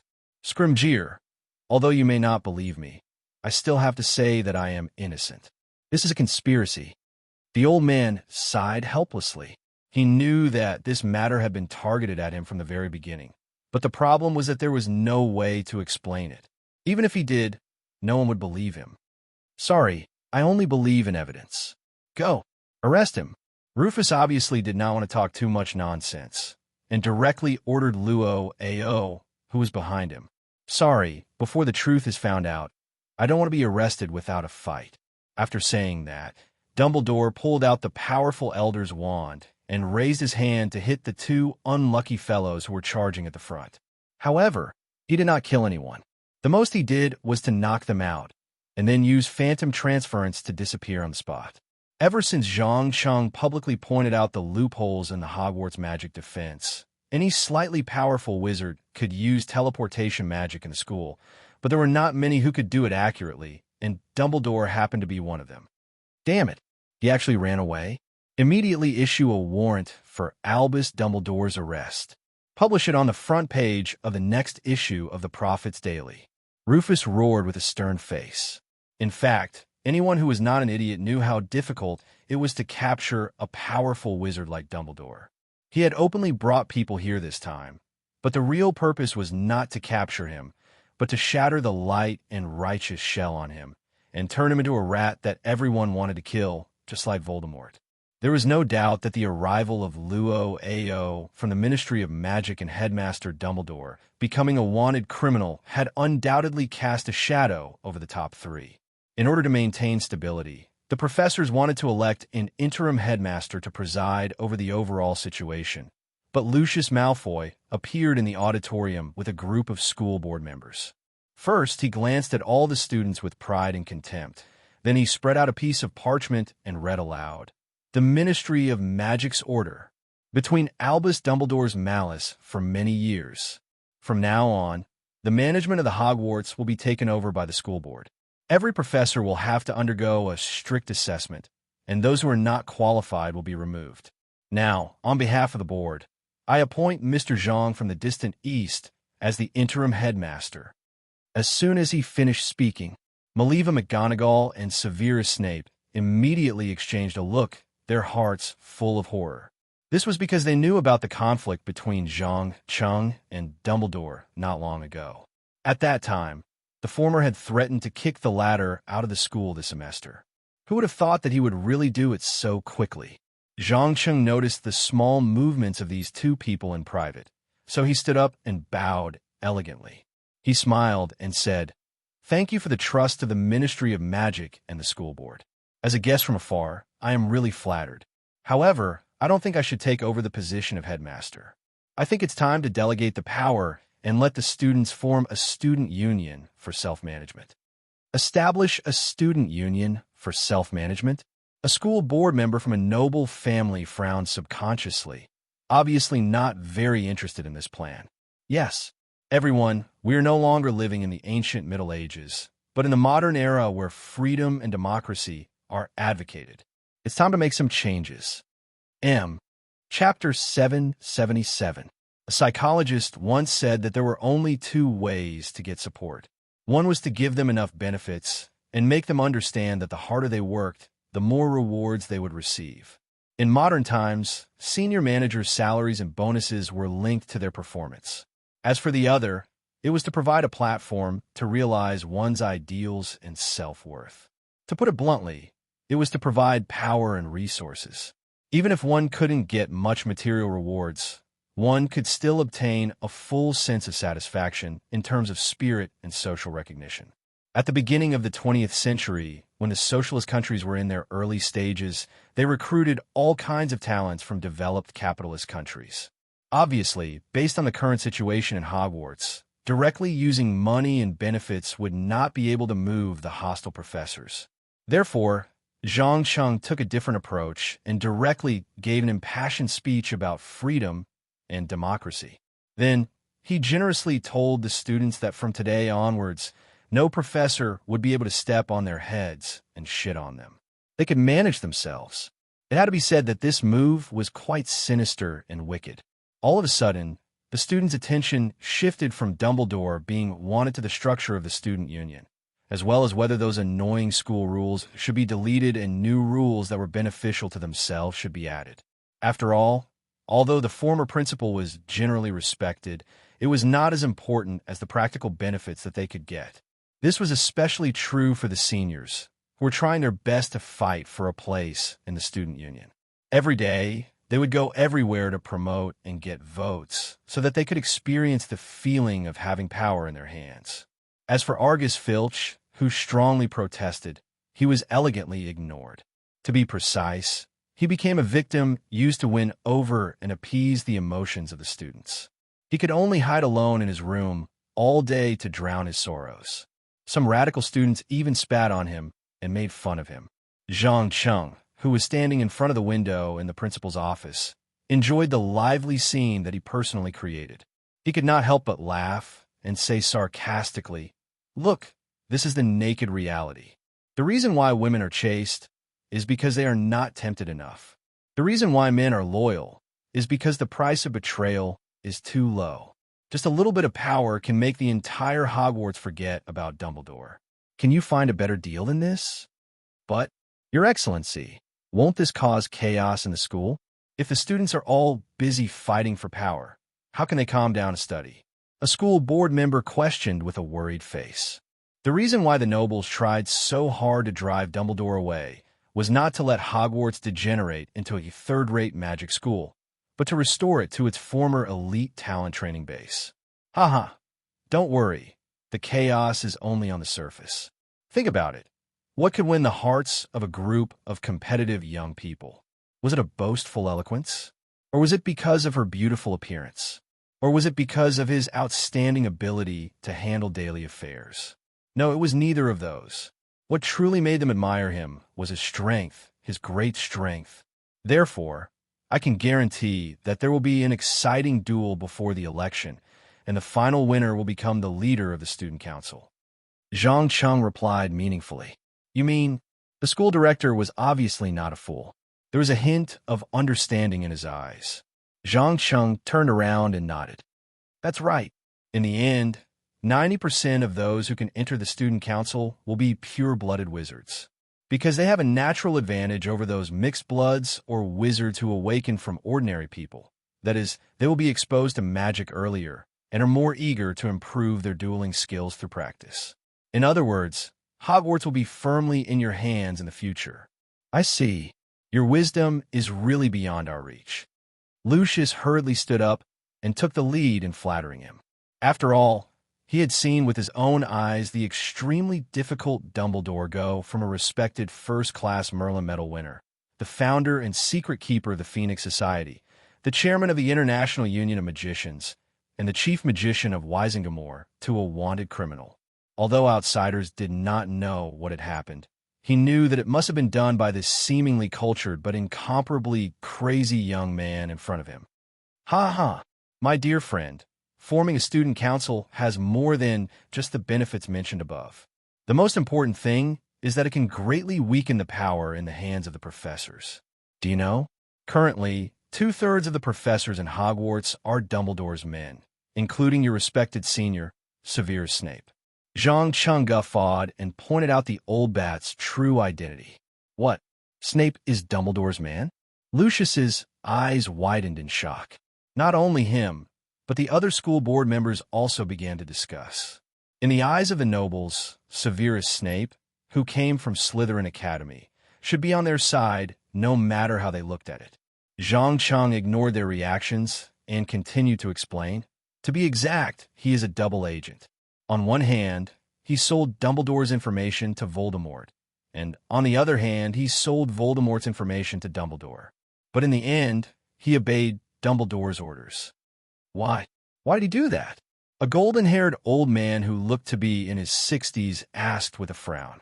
It's very simple. For love. I believe you all don't know, right?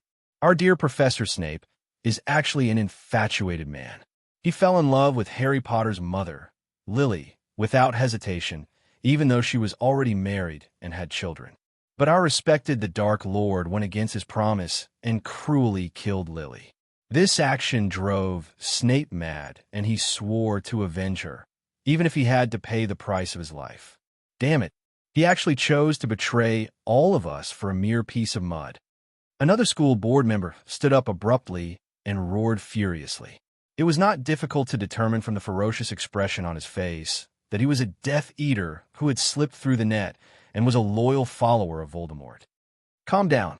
Like I said earlier, men are loyal only because the price of betrayal is too low. Betrayal is always inevitable, so there's no need to be angry. Anyway, we already know what kind of person he is.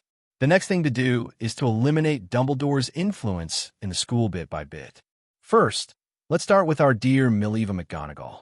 Create a romantic affair between a teacher and a student, ruin her reputation, and make her too ashamed to continue teaching in Hogwarts.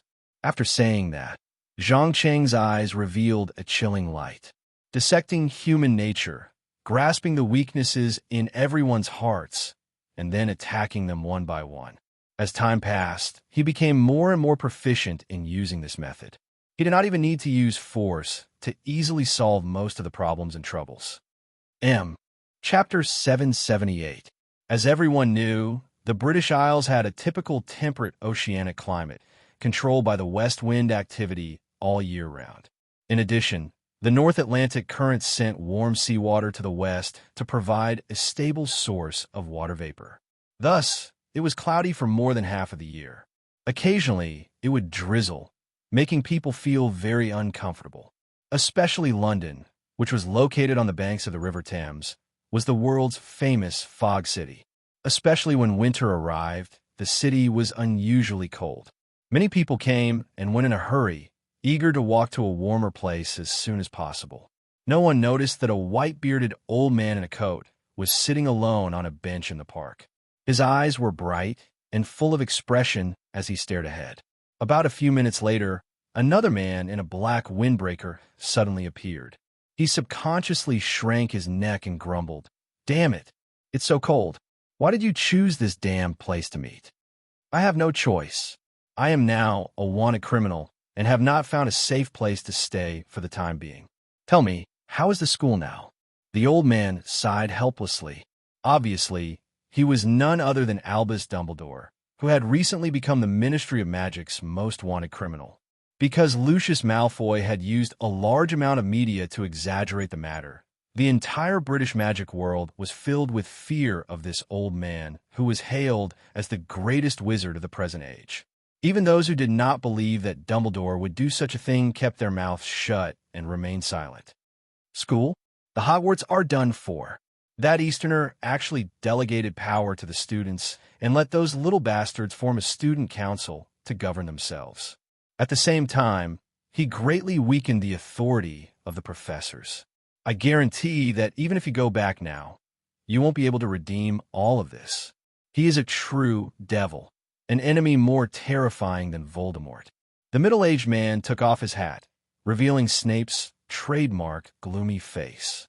As the dean of Slytherin Academy, no one knew better than him how tempting Zhang Cheng's things were to the students, especially the students of his own academy. In less than a week's time, the little snake's inner desire and ambition for power had been completely aroused. Some even began to attempt to seize power from him, the dean of the academy. Delegated power to the students? Is he crazy? Dumbledore's expression suddenly changed, intense anger shooting out from his sharp eyes. No, he is not crazy. On the contrary, he is much smarter than we thought. Take a guess. What did those rebellious little bastards do to gain more support? They actually held a dual competition to win the right to enter the student union by displaying their strength. You should know that the pure blood faction is much stronger than the commoner faction in this aspect, so the school will eventually fall into the hands of the nobles. Coupled with the interference of the school board, it won't take long for the rules and regulations to be formed. By then, no one will be able to change them easily. Snape laughed coldly as he spoke of the worst possible outcome. Anyone who wasn't an idiot would understand that power and welfare were two things that could only be increased and not decreased. This was especially true for the former. Every time there was a change in the distribution of power, it would lead to serious bloody conflicts, just like how Voldemort tried to use violence to overthrow the existing system. This was exactly what Dumbledore did not want to see. The old man frowned as if he was thinking of a solution. After a few minutes, he rubbed his swollen forehead and said, "We can't let him continue to do whatever he wants. We must fight back." Counterattack? Easy for you to say. Most of the Ministry of Magic's officials had been bribed by Lucius, and Lucius fully supports his every decision. Currently, even the professors are in danger, afraid that they won't be able to pass the examination and will be expelled. How many of them would be willing to have anything to do with a wanted criminal like you? Snape sneered and rolled his eyes. According to what you said, it seems that I can only admit defeat? Dumbledore questioned expressionlessly. What else can you do? What else do you think you can do now? Snape asked mercilessly. He wasn't like the Weasley family who liked to kneel and lick each other's boots, nor would he say anything against his will. In fact, the reason why he was willing to follow Dumbledore wasn't for any lofty ideals, but merely to take revenge for Harry Potter's mother, Lily. It seems that I need to return to the school. The old man suddenly exploded with overwhelming magical power, tightly grasping the elder's wand hidden in his sleeves.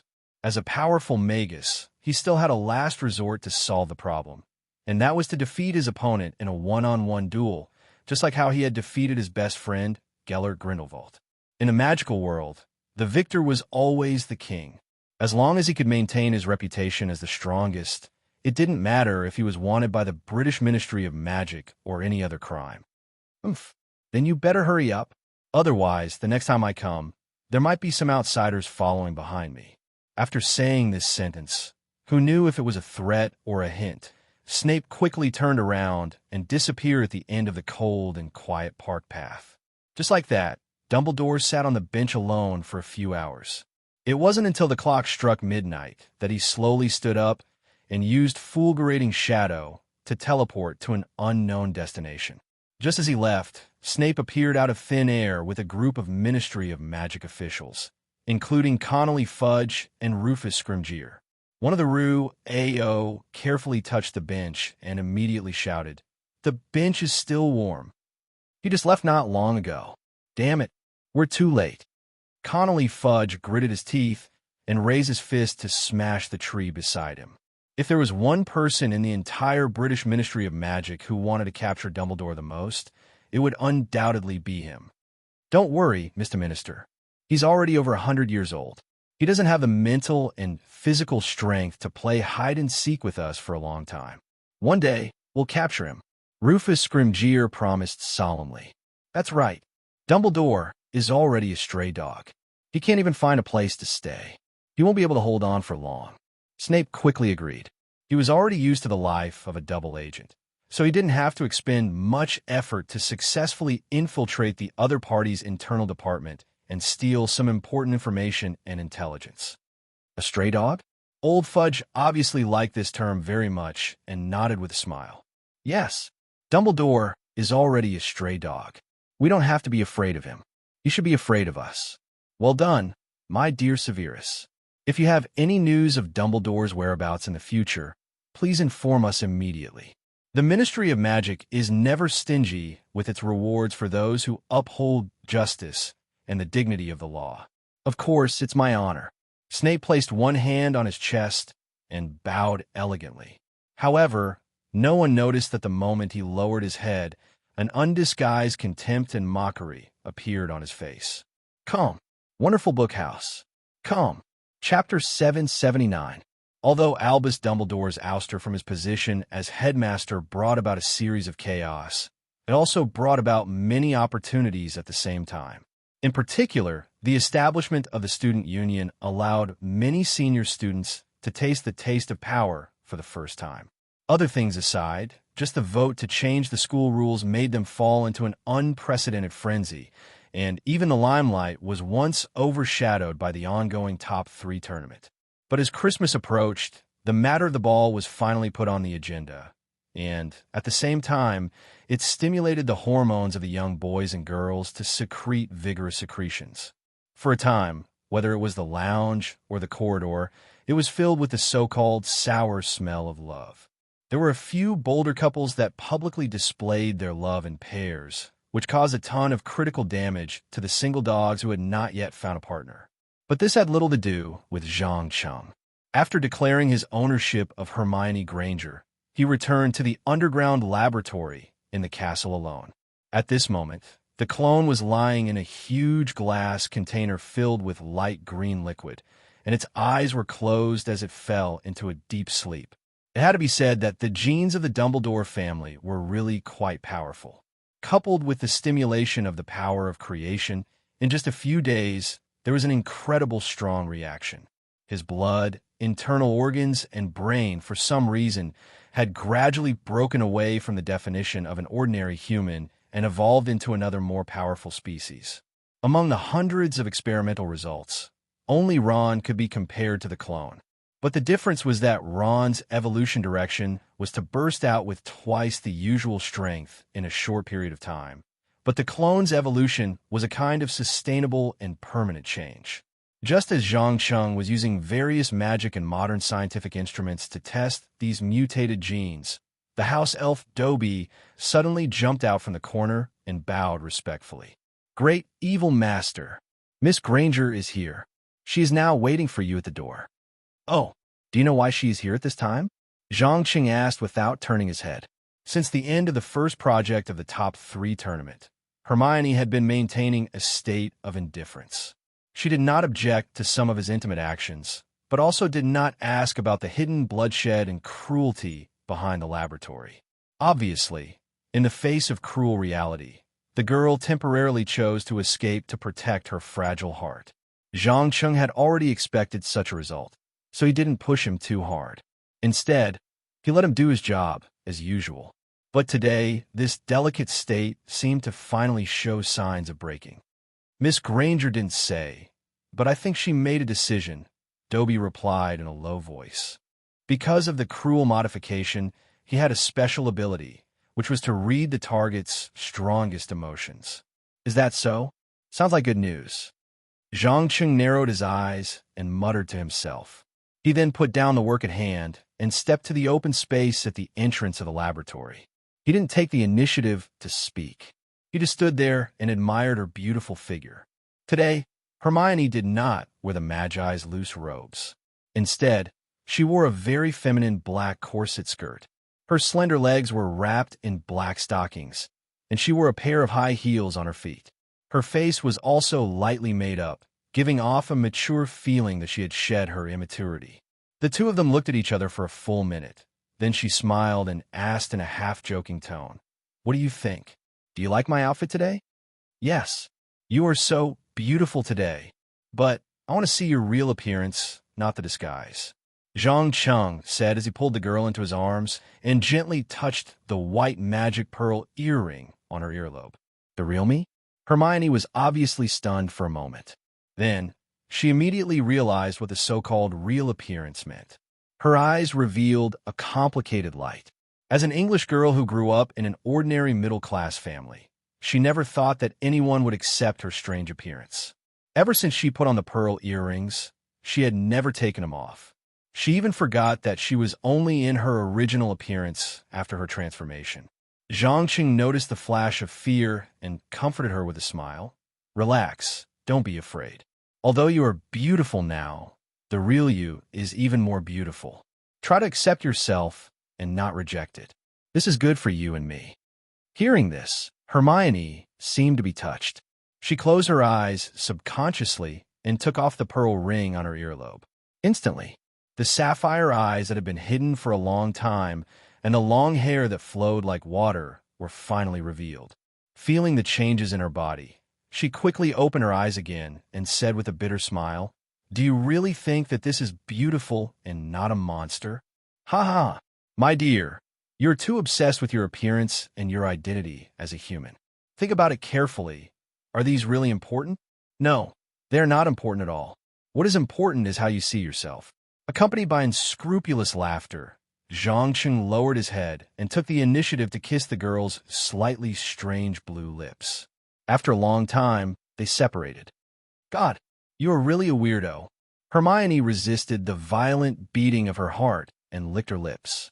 She could not believe that the other party could really accept her appearance and even gave her a sweet kiss. "Weirdo? I will take this as a compliment." Zhang Cheng shook his head indifferently. "You know what? Geniuses have always been outstanding because stupid, ordinary people can't understand the advanced ideas and knowledge in their minds. Come, since you are ready, let me show you the real face of the laboratory. Of course, this is what I want. I am ready to give everything to prove my loyalty." Hermione raised her chin slightly and looked at Zhang Cheng with an incomparably calm gaze. "Ah, about that, I have already noticed. You should know that girls will not casually dress so sexy on a date unless they plan to make their relationship more intimate. My dear, tell me, will you stay the night?" Zhang Cheng raised the corner of his mouth meaningfully. Hermione's face instantly turned red, and she rolled her eyes flirtatiously. "Don't you already know? Why are you still asking?" "No, I just want to hear it from your mouth." After saying that, Zhang Cheng pretended to be playful and blinked his eyes, showing an expression of a successful prank. Because he knew that after tonight, Hermione Granger would be completely under his control, and there would be no possibility of her betrayal. Nothing was easier to control than young men and women who fell into the trap of love. In a few weeks, the girl in front of him would unknowingly become another person, a veritable love slave. Come, Wonderful Book House. Come. Chapter 780. Even though the secret chamber was completely sealed off from the outside world, not a single ray of sunlight could be seen throughout the year. However, around 7 o'clock in the morning, Hermione's biological clock still woke her up on time. With her upper body naked, she subconsciously opened her eyes and glanced at the empty bed. Then, she lowered her head and looked at the black, tight-fitting dress that had been torn to pieces on the ground, as well as the large kiss marks on her chest that proved the intensity of last night's battle. A faint blush quickly appeared on her face. But before she could start to recollect the invasion and conquest that made her tremble and intoxicated like a storm, the house elf Dobby suddenly pushed open the door and broke in. He bowed respectfully and greeted, "Good morning, Miss Granger. You finally woke up. I prepared the bath water for you. Would you like to get up and take a bath?" "Of course." "All right, where's Jean?" Where did he go? Hermione's voice had a hint of shyness. Master is currently conducting some important experiments in the laboratory. Also, he said that from today onwards, you've obtained full access to the laboratory. You can go in and out at any time. Dobby raised her head and stared at Granger with a pair of cold and crazy eyes. Obviously, she was very jealous of the young and beautiful girl in front of her. She was able to obtain the approval and favor of the great evil master just by offering her body. One had to know that the previous magical modification had severely damaged the nerves in her brain. Therefore, her mind was now filled with thoughts of becoming the #1 loyal dog of her master. No one could take away her position. Hermione undoubtedly felt the hostility of the house elf toward her, but she didn't care too much. She just smiled and nodded. I understand. Thank you. Bring the bath water to my room. As you wish. Dobby, as always, displayed the perfect obedience of the house elf. No matter how jealous or dissatisfied she was in her heart, she would carry out her master's orders to the best of her ability. In the blink of an eye, a large tub of steaming hot bath water appeared beside the bed. The girl took off the black stockings that were riddled with holes on her legs. She stood on her tiptoes and slowly soaked her whole body in the slightly hot water. She opened her mouth and let out an extremely comfortable moan. Nothing could make a person feel more comfortable than taking a hot bath, especially when they had just had an intense exercise on the bed not long ago. After more than half an hour, when she finished her bath and appeared in the laboratory in light pajamas, Zhang Cheng had already completed a comprehensive test of the clone's blood sample. He touched his chin and muttered to himself, "Interesting. This guy actually has 25 pairs of chromosomes. Excluding the 22 pairs of chromosomes, 1 X chromosome and 1 Y chromosome, there are 2 pairs of mysterious chromosomes. One pair is related to magic, and the other pair is still changing and hasn't stabilized yet. This is Headmaster Dumbledore's?" Noticing the clone lying in the sealed jar, Hermione couldn't help but exclaim. At the same time, she realized that everything that happened recently was the doing of this mysterious young man in front of her. Dumbledore? No, he's just a clone created from Dumbledore's hair, skin, and blood. He's a very interesting research subject. Zhang Cheng turned around and observed the girl's reaction. Why did you do this? Just to kick him out of Hogwarts? Hermione didn't show any disgust or other negative emotions. She just showed a curious expression. Zhang Cheng shook his head non-committally. He stepped to the side of the huge glass container, pointed at the clone lying inside, and asked, "I believe that as a girl who grew up among ordinary people, you must have heard the 2 terms about genes and cloning, right?" "Yes, I've heard of it." Hermione nodded her head gently. In fact, as early as 1938, German scientists first proposed the concept of cloning mammals. In 1963, biochemist and population geneticist Haldane, in a speech on the biological possibility of the human race in the next 20,000 years, used the term cloning to explain the concept of human asexual reproduction. Following that, countless scientific fantasies, movies frequently appeared in this new human race. Therefore, even for ordinary people, cloning was not too unfamiliar a word. It was just that until the birth of the cloned sheep, Dolly, in 1996, people didn't realize how close the human cloning technology was to its full realization. Of course, since Harry Potter's Earth was still in 1994, the cloned sheep that shocked the world was still in intensive research. Then, do you know the significance of genes and cloning technology in the magical world? Zhang Cheng asked with a smile. I don't know. Hermione hesitated for a moment, but in the end, she gave a negative answer. Because in her impression, the mainstream media and public opinion strongly opposed the cloning of humans, especially on the ethical and moral level, which was destined to be unacceptable by the entire Western society.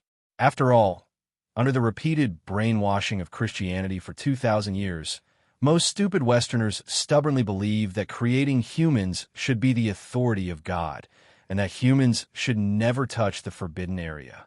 Once the boundary was crossed, it would inevitably lead to unimaginable disasters. Without a doubt, this answer was not out of Zhang Cheng's expectations. He muttered to himself for a moment, and with a voice full of passion, he explained, "I believe you should know that the biggest contradiction in the magical world is that the pure-blood nobles discriminate against civilian wizards like you who were originally ordinary people but suddenly awakened magic talent. Some of the more radical guys even use the term mudbloods, which has a strong color of contempt, to call you people. These families that have been wizards for generations always have an inexplicable sense of superiority, thinking that their bloodline is noble and the innate magical power flows in their veins. But if a method is invented that can let ordinary people become wizards, like the pure-blood nobles, how long will their sense of superiority last? Or how long will the pure-blood nobles, which still exist today, last? I understand now. You want to completely solve the contradiction through genes and cloning technology." Hermione's eyes burst with fanaticism and worship. Obviously, this plan sounded more feasible than Dumbledore's plan of supporting the civilian party and suppressing the pure-blood nobles who occupied half of the magical world. Once it succeeded, it would definitely solve the contradiction at the root. But she did not know that according to the selfish and greedy nature of human beings, even if the boundary between the pure-blood nobles and civilians completely disappeared, a new ruling class and contradiction would be born. That's right. Although this process may be a little painful, and there may even be a small number of sacrifices in order to bring eternal peace to the magical world, I need your help. With that, Zhang Cheng pulled the girl tightly into his arms and looked into her beautiful big eyes. "It's my honor. For you and your great ideals, I'm willing to sacrifice everything, even my life." Chapter 781. Without a doubt, under the triple assault of love, desire, and great ideals, Hermione Granger, who was originally as pure as a white lotus, had completely fallen in love with him in just a few days. She did not even realize that, unknowingly, her own subjective consciousness and moral standards had undergone an earth-shattering change. She could look on helplessly as a person was fixed to the experiment table, constantly screaming in extreme pain, and not feel the slightest bit of guilt. Moreover, she had a misconception that this was a small sacrifice for the sake of realizing her great ideals, and that it was completely worth it. The girl did not know that, from the moment she personally carried out her first live experiment, she had already embarked on a path of no return. In addition, Zhang Cheng continuously used his skillful techniques to guide the desires in the depths of her subconscious, causing her to indulge in the pleasures of the flesh other than the experiments, leaving her with no time to reflect on her own actions. On the last day before the Christmas ball, Hermione Granger's entire body was emitting a dense aura of darkness. Her eyes no longer had a trace of innocence and kindness, but were replaced with indifference, as well as a twisted adoration, worship, and obedience towards the man beside her. She was like a blooming black rose, full of beauty, fatal temptation, and incomparable danger. "My heavens, I haven't seen you for a few days, and you've changed so much." Harry Potter couldn't help but sigh as he looked at his old friend, who was a stranger to him. It must be known that, more than a year ago, the three of them were still a group of reckless brats who did not know anything. However, in just a short year, they had all embarked on a completely different journey in life. Especially Ron, who had always given people the impression of stupidity, had now become a rising star in the academy. He had even relied on his terrifying partial body deformation to snatch the championship of the dueling competition. Even Harry and Drake Malfoy were not his match. After all, things like magic resistance were extremely challenging for a young magus whose body and potential had yet to be fully developed. Magic spells that did not have enough power would not even be able to penetrate the outer layer of skin, not to mention injuring the muscle tissue and internal organs underneath. Of course, you should know best what kind of person he is, and what a massive change he will bring to the entire magic world. Hermione raised her chin slightly, revealing an undisguised pride. Harry was not a fool. He had already had an intimate relationship with Zhang Qiu, so he knew what had happened between the girl and his teacher. He smiled bitterly and nodded. "Yes, my teacher is great. He is younger, stronger, and more patient than Dumbledore. Or are you sure you want to stay by his side in this way? As far as I know, he's not the kind of person who's single-minded. Why not? I love him, and I can contribute to that great cause. It doesn't matter if he's loyal or not. What's important is that no one can ever replace me, Hermione replied confidently. Her confidence stemmed from the fact that Dobby, the house elf, was the only other person in the laboratory other than herself. On the surface, the role she played was indeed irreplaceable. At least until there was a second young and beautiful female assistant. This intimate relationship would always be maintained. But the girl did not know that once Zhang Cheng got the result he wanted, he would immediately start the plan to destroy the world and let the thermonuclear war engulf the 7 continents and 4 oceans, and she would be ruthlessly abandoned. Whether it was the promise to build a world ruled by magi or to eliminate the conflict between the pure-blood nobles and the civilians, they were all lies and deceit. In fact, Zhang Cheng did not care about the life and death of this world at all. He only wanted to figure out the true nature of the power of creation and the law of death, and collect enough soul fragments. After completing these 2 goals, he would not hesitate to choose to leave the survivors to fend for themselves. Well, I wish you all the best. From the girl's determined eyes, Harry knew that it was useless to persuade her, so he took the initiative to raise his cup and give his blessings. Thank you. Hermione also raised her cup and took a small sip of wine. At the same time, she cast her gaze towards Zhang Cheng, who was chatting cheerfully with the school's board of directors not far away. She muttered to herself in a voice that only she could hear, "No one can take you away from me. You are mine, and only mine." The girl did not notice that while she was focusing all her attention on her lover, there were 2 young men staring at her with burning gazes. One of them was none other than the Genius Ball Seeker, who represented the Durmstrang Magic School in the tournament of the top 3, Victor Krum. The other was Ron Weasley, whose expression was twisted, his heart filled with intense jealousy and indignation. However, the pitiful Ron understood how terrifying Zhang Cheng, who usually seemed harmless, was. Thus, he did not rashly make any provocative moves and did not dare to try to anger the other party. However, Victor Krum did not know this. After hesitating for a while, he mustered his courage and walked over, asking with a slightly nervous tone, "Hello, beautiful lady. I wonder if I have the honor of inviting you to be my dance partner for the Christmas ball?" "Sorry, I already have a dance partner." Hermione rejected him bluntly. She didn't even have the interest to look at him. "Who is he?" Krum was obviously a little angry and began to look around with a threatening gaze. However, before Hermione could reveal the answer, Ron, who had long since been unable to suppress the anger and jealousy in his heart, rushed out and grabbed him by the neck. He raised him high and sneered, "Idiot! Who do you think you are? You're just a slightly famous Quidditch athlete. What right do you have to spout nonsense here? Scram! Get out of my sight immediately. Otherwise, in the next competition, I will let you know what is worse than death." As soon as he finished speaking, Ron threw the muscular young man out, and he crashed into the wall behind him with a loud bang. Due to the strength of the throw, Krum's head directly came into close contact with the hard marble. The strong concussion caused him to faint before he could react. Instant kill. As the strongest student in Durmstrang Magic School, he could not even defeat a 4th-year student from Hogwarts. Undoubtedly, everyone who saw this scene in the common lounge was stunned. However, after a short 1 or 2 minutes, Igor Kakarov suddenly stood up, raised his magic wand, and roared loudly, "Damn bastard! How dare you? I will teach you a lesson that you will never forget."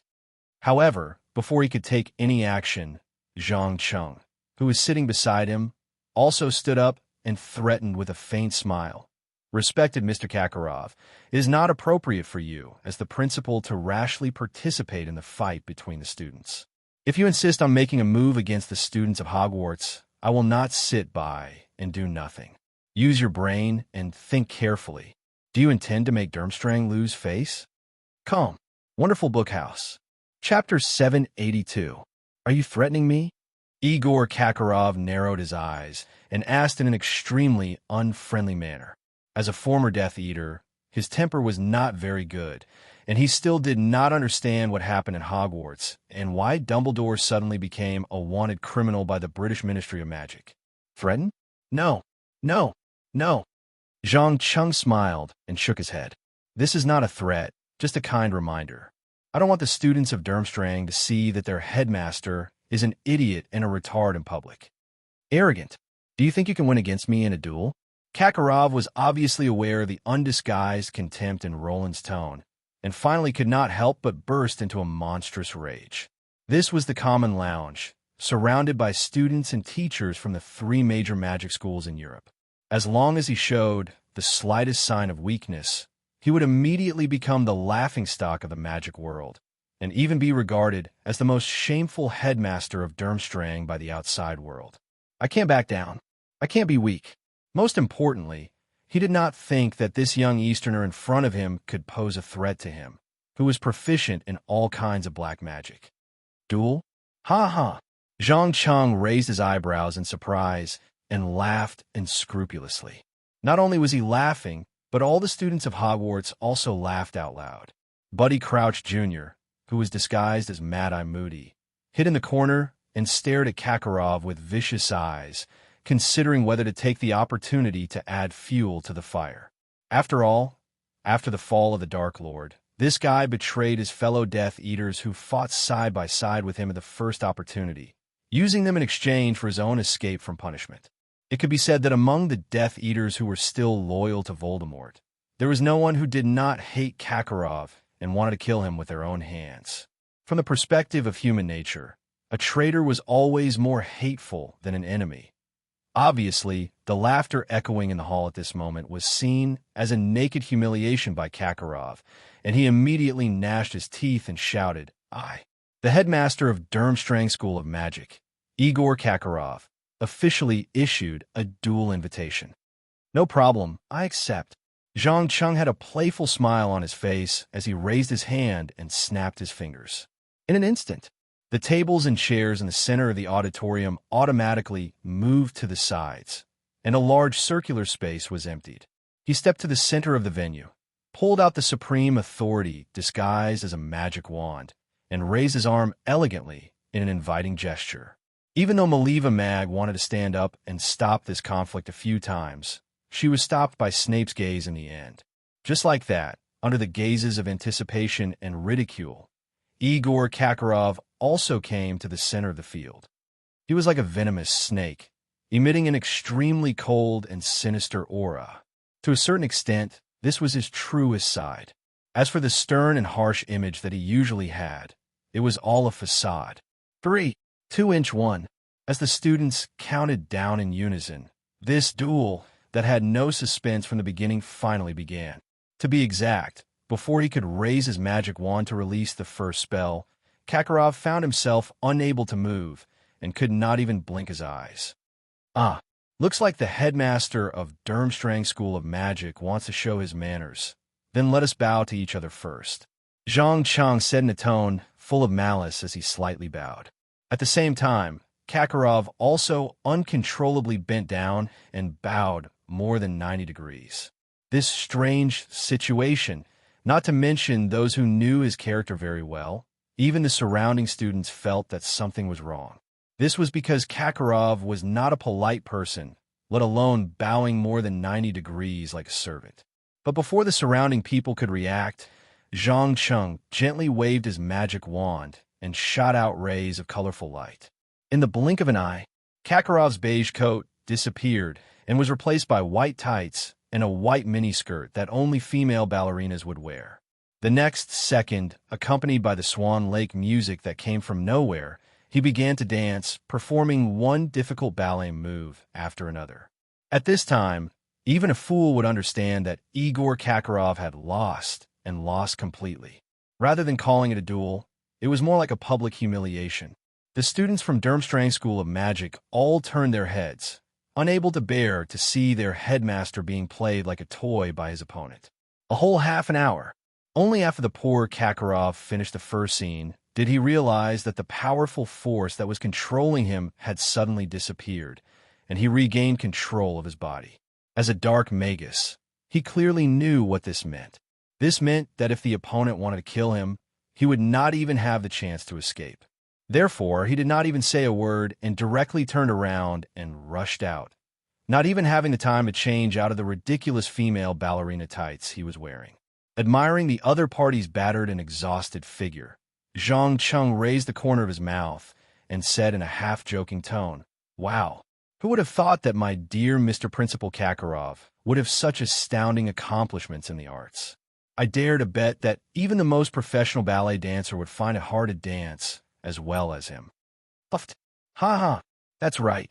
His dance was simply amazing. This is really the most exciting duel I have ever seen in my life. Long live Swan Lake. As the saying goes, those who enjoy the show are not afraid of the chaos. The students of Hogwarts did not care about the feelings of the guests who had come from afar and used all sorts of methods to mock them. Some of the more radical Slytherin even raised their chins and used provocative eyes to stare at the students of Durmstrang School of Magic surrounding Victor Krum. Sensing the increasing tension in the hall, Snape finally could not help but come over and ask in a low voice, "What exactly do you want?" "What do I want? Of course I want to make Hogwarts the best magic school in the whole of Europe and even the whole world. Don't you think that Dumbledore has castrated too many of the excellent traditions here, especially the bravery and battle awareness? And now I want to reawaken them." Zhang Cheng replied meaningfully. After all, the competition of the top three was a magical contract with a strong binding force. Thus, no matter how he humiliated Kakarov, Durmstrang School of Magic had to stay and complete the competition. Furthermore, he could take the opportunity to win the favor of the students of Hogwarts. So why not? Chapter 783. Strictly speaking, the conflict in the Common Lounge not long ago was more like a farce than a duel. Even Victor Krum, who was the most seriously injured, only had a slight concussion and 2 broken bones. In the magic world, where civil spells were highly developed, treating such injuries was not much harder than treating a cold or a fever. But the problem was that because of Zhang Cheng's violent interference, the whole of Durmstrang felt a strong sense of shame. At the same time, they were filled with hatred and enmity towards the Hogwarts. In less than half a month since the end of the Christmas ball, the conflicts between the students of the 2 schools had increased from 1 or 2 a day to several every hour on average. Especially Gryffindor, who had a tradition of being rash regardless of right or wrong. Under the leadership of Harry Potter and Ron, he crippled more than 20 Durmstrang students. And Draco Malfoy was not to be outdone. After that, he commanded the Slytherin Academy to successfully board the other party's giant magic ship, completing an almost perfect surprise attack. With the increasing number of bloody conflicts, the ancient traditions of the Hogwarts that had been suppressed by Dumbledore for decades gradually revived. Duels became the first choice for students to privately resolve their personal conflicts. If it was in the past, the professors could still use their authority to suppress it. But now, the students had obtained the right to self-manage. They could even vote through the student union to choose to delete or add to the school rules. The most important thing was, they could initiate a vote of no confidence in a professor they did not like. Once more than half of the votes were cast, the professor would be fired by the school board. In other words, the situation where the principal and dean could fire the students was reversed. Hence, most of the professors were busy trying to please the students instead of pouring cold water on them. It was just like how the Western politicians who practiced the so-called liberal and democratic systems would never pour cold water on the voters in their country, even if they saw the fatal problems in their own lives. The reason was very simple. From a psychological point of view, everyone only liked to hear good words and not bad ones. Think about it. If a person was riding on the crest of success and everyone was praising him, but you told him, "Buddy, you're in big trouble. You'll go bankrupt soon," what kind of reaction would this person have? 99% of the people would turn hostile on the spot. Only a small group of people who knew how to reflect on themselves would accept it humbly and then go back to check if it was true. Unfortunately, this small group of people was far from enough to awaken the ignorant masses. Sometimes they would even become the targets of the masses, especially under the premise of one person, one vote system. Politicians would not risk their political futures and lives, so they would rather pretend that they did not see anything than make things difficult for themselves. The most typical example was the terrifying financial tsunami that broke out in Japan at the end of the 20th century. Could it be that none of the Japanese politicians and economists at that time saw that after the Plaza Accord, the yen lost control against the dollar, leading to a serious decline in Japan's export trade, and a large amount of surplus funds were invested in real estate and stock market, thus creating an unimaginable virtual economic bubble? No, they saw it. At the very least, some of them had noticed it. But why didn't anyone stand up and point this out? Because if a politician stood up at this time and poured cold water on the ambitious people, then what awaited him would not be heroic applause, but overwhelming abuse and doubts. Zhang Cheng saw through the essence of the seemingly fair election, so he brought this seemingly ridiculous system to the school to let Dumbledore and his supporters feel how stupid it was to stand on the side of the ignorant masses. Of course, Hogwarts were just a slightly bigger toy for him, and it was not worth spending too much time on. After the Christmas ball, he devoted all his energy to the research and further development of the power of creation.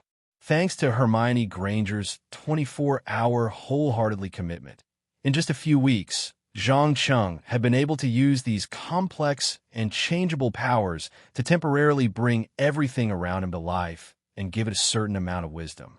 In addition, he could also catalyze and transform any existing life form at the genetic level, turning it into a powerful magical creature that was completely different from the original. However, as the saying goes, any power comes with a corresponding price. The price he needed to pay was that when his own power of creation was exhausted, he would be forced to transform into a life form, in a half-physical, half-illusory state, absorbing all kinds of energy from the gaps of space to condense, purify, and transform. This process lasted for a very long time and was extremely boring, basically similar to being in prison. Looking at the great energy that was constantly jumping at her fingertips, Hermione's eyes revealed an intoxicated obsession, and she licked her lips and exclaimed, "It's incredible. I've never heard of any kind of magic that can reach this level. To some extent, you're no different from a god." God? Maybe. Zhang Cheng smiled nonchalantly. God had never been the goal of his efforts, but an object that he longed to surpass. From the beginning, his vision had been set on standing at the highest point. He wanted to replace the Creator, a supreme life form like the Pantheon Titan in the universe of Azeroth. So far, we've almost finished all the experiments that we can do. What's your next plan? Hermione raised her head and asked with great interest. Next? What we have to do next is wait patiently. Wait for Voldemort to resurrect and start a magic war, kill all of Dumbledore's supporters, and then we'll kill him. Zhang Cheng gave the answer without hesitation. As for the last part of destroying the world, he was not stupid enough to tell her. In terms of the depth of cooperation, the girl was not even comparable to the pure-blood nobles led by Lucius Malfoy. I believe that you will become the supreme ruler of Britain and even the world's magic world, and start an unprecedented revolution. Hermione took the initiative to kiss him on the cheek in a teasing manner. That's right, a revolution, an unprecedented revolution. We will change the whole world. After whispering this pun, Zhang Cheng's eyes flashed with a trace of undetectable madness, and then he directly tore off the girl's clothes and violently pressed her on the experiment table. Chapter 784. Some people said that the future was like throwing a stone into a bottomless lake. You would never be able to guess whether it would cause ripples or lure out a terrifying monster hidden at the bottom of the lake. Without a doubt, Zhang Cheng's appearance had completely changed the original trajectory of this world. However, even he wasn't sure how Voldemort would announce his return. The only thing that was certain was that the blood flowing in Harry Potter's body was indispensable during the entire resurrection process. Of course, this didn't mean that just a little bit of blood was enough. Instead, it had to be fresh enough that it left the body for no more than 30 seconds. Otherwise, the powerful magical energy contained within would be exhausted. Therefore, if nothing unexpected happened, Buddy Crouch Jr. would do everything he could to send the Savior to the Dark Lord's side. This was the only way to ensure that nothing would go wrong during the resurrection process. As the competition of the top 3 neared its end, the construction of the huge maze for the final event was completed. The students began to look forward to the contestants representing Hogwarts holding up the trophy that symbolized victory and glory. After a semester of observation and testing, they didn't think that the other 2 schools could pose any threat to the famous Harry Potter and the new rising star Ron Weasley. In fact, after the conflict on Christmas Eve, Victor Crumb had long given up on the idea of competing for the championship. He only wanted to complete the competition and not embarrass his school. Farron Drackle had similar thoughts. She didn't think that her pitiful spell could pose any threat to the person who defeated or even killed the fire dragon. Lucius Malfoy suddenly asked, "Who do you think will win?" "No, none of them can win, because there will only be one winner today, and that is our beloved the Dark Lord." Zhang Cheng smiled contemptuously and directly stated the cruel reality. That's right. This year's competition of the top 3 was a stage built for Voldemort from the beginning. As the final and also the climax, his resurrection could be said to be the most important. Whether it was a loyal servant like Buddy Crouch Jr. or the Death Eaters who heard the news, they would never allow anyone to sabotage them. Perhaps it was because of this that Albus Dumbledore had been lurking in the dark and hadn't made a move for several months. Even when Maleva McGonagall was plotted against and left the school, he did not do anything. "You mean, the Dark Lord will tamper with the labyrinth?" Lucius's tone was full of doubt. "Yes. Although I don't know what his plan is for the time being, I can guarantee that he will stand in front of everyone as a living person before the end of the tournament." Zhang Cheng nodded without hesitation. There was no doubt that Voldemort was an extremely arrogant and conceited person. Therefore, he absolutely could not accept returning in an almost mediocre way. Instead, he wanted to use the curtain call of the tournament as a backdrop to announce to the entire magic world. If it weren't for his fear of Dumbledore's power, he might have chosen to attack the Hogwarts directly. When Lucius heard this answer, his expression became obviously nervous and uneasy, and he hurriedly bowed slightly. "Sorry, please allow me to excuse myself for a moment." "Go ahead. Don't forget to say hello to the Dark Lord for me." With that, Zhang Cheng gave him a meaningful look. He undoubtedly knew very well what Lucius, a member of the Death Eaters, was going to do. Once Voldemort was resurrected, the first thing he would do would be to send out a signal to summon his subordinates. At that time, every unlucky person with the Black Demon's mark would appear uncontrollably. If they were accidentally seen by outsiders, it would be a big joke. Moreover, very few Death Eaters dared to resist their master's summons.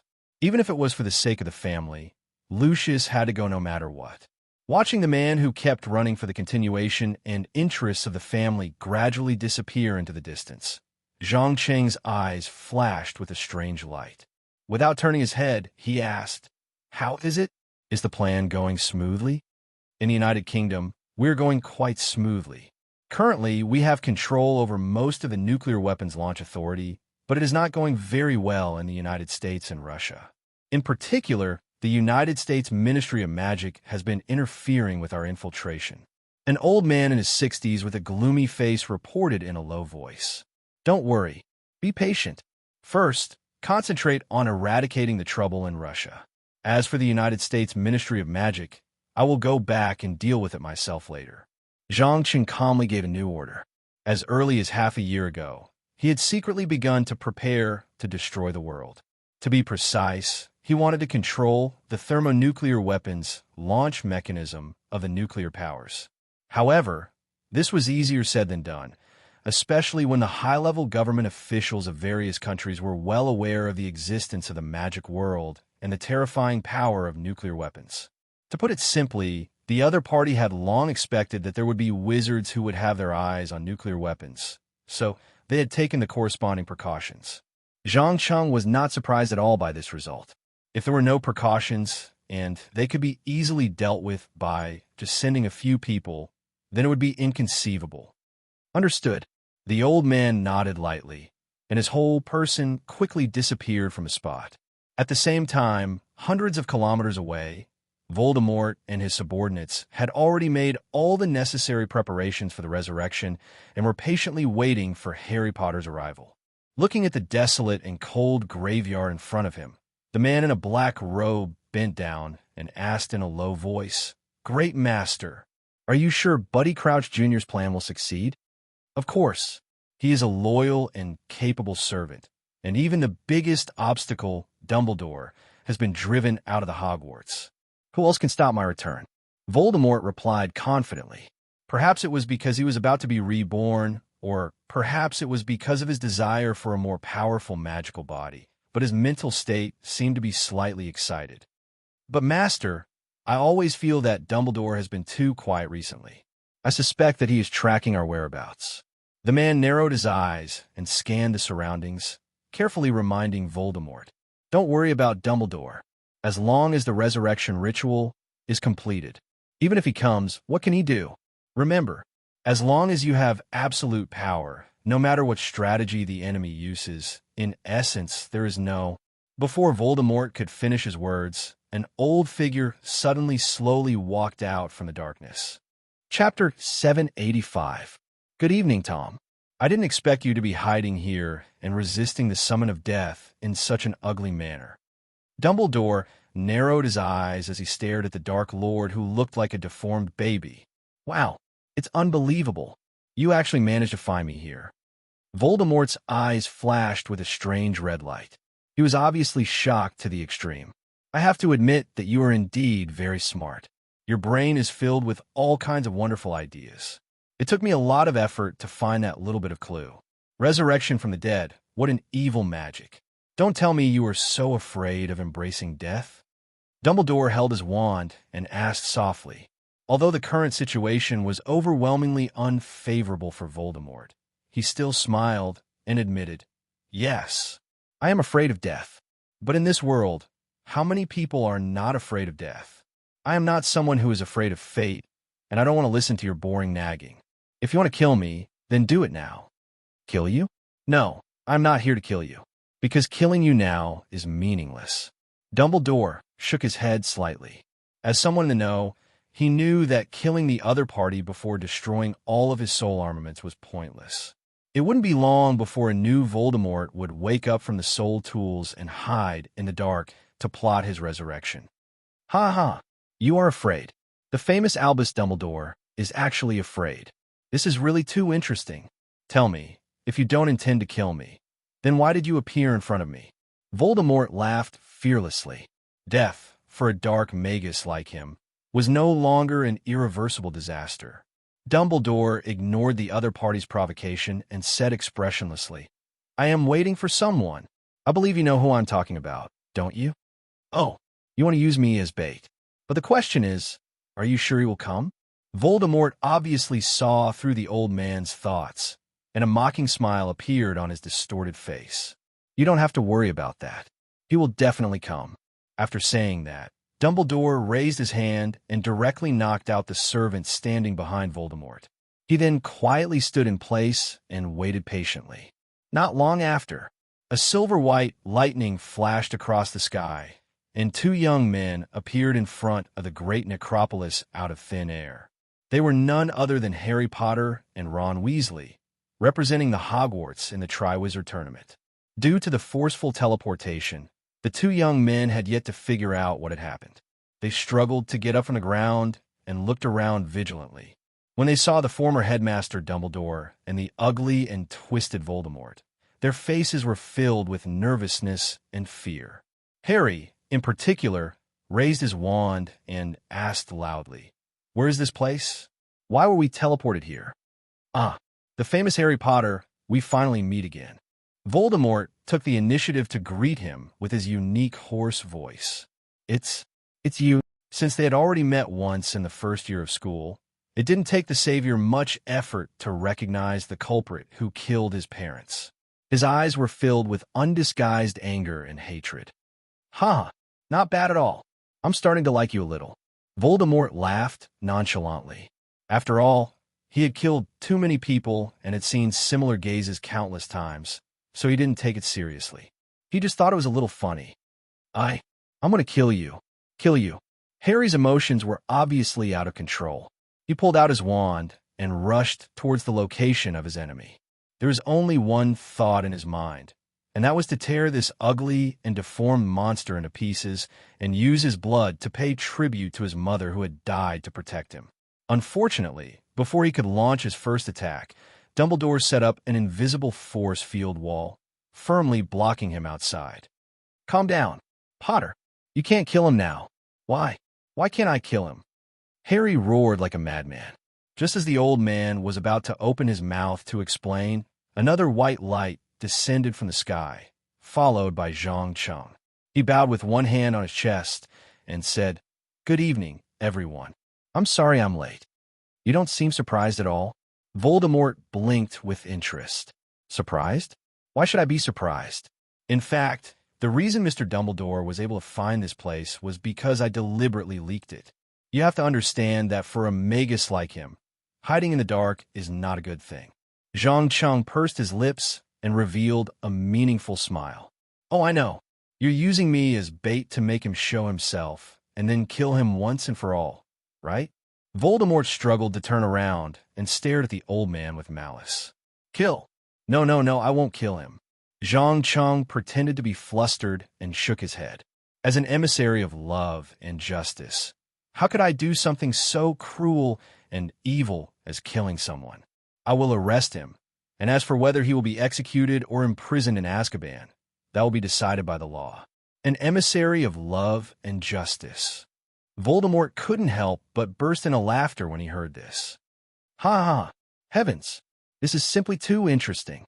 My dear Dumbledore, I finally understand why you were chased out of Hogwarts and even became a wanted criminal by the Ministry of Magic. It's because he's even more shameless than you and is even better at disguising himself." "Shut up, Tom." The old man was obviously furious, and every word seemed to be squeezed out from his throat. "You should learn to accept failure and then find your own flaws in it, my dear Mr. Headmaster.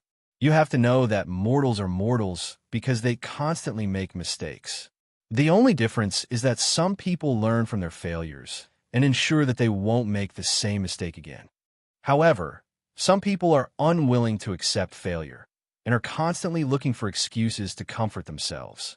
In a way, you're a classic example of the latter, always believing that you're right and everyone else is wrong." As Zhang Cheng spoke, he pressed down on the crazed Harry Potter and forced him to calm down. After about 2 to 3 minutes, the madness in the boy's eyes gradually disappeared and was replaced by a cold and bone-piercing chill. Seeing this, Voldemort's interest was immediately piqued. However, in the face of a great enemy, he could only suppress his curiosity and loudly echoed, "Well said. Justice? What is justice? Evil? What is evil? Can you give an explanation without any ambiguity, Dumbledore?" "No, you can't. You even know very well that your inner desire for power and status is no less than mine. So when you were a student, you treated me as your enemy. The reason why I've become what I am today is because of you." Chapter 786. How much influence did the environment have on a person? Just look at Voldemort's current state.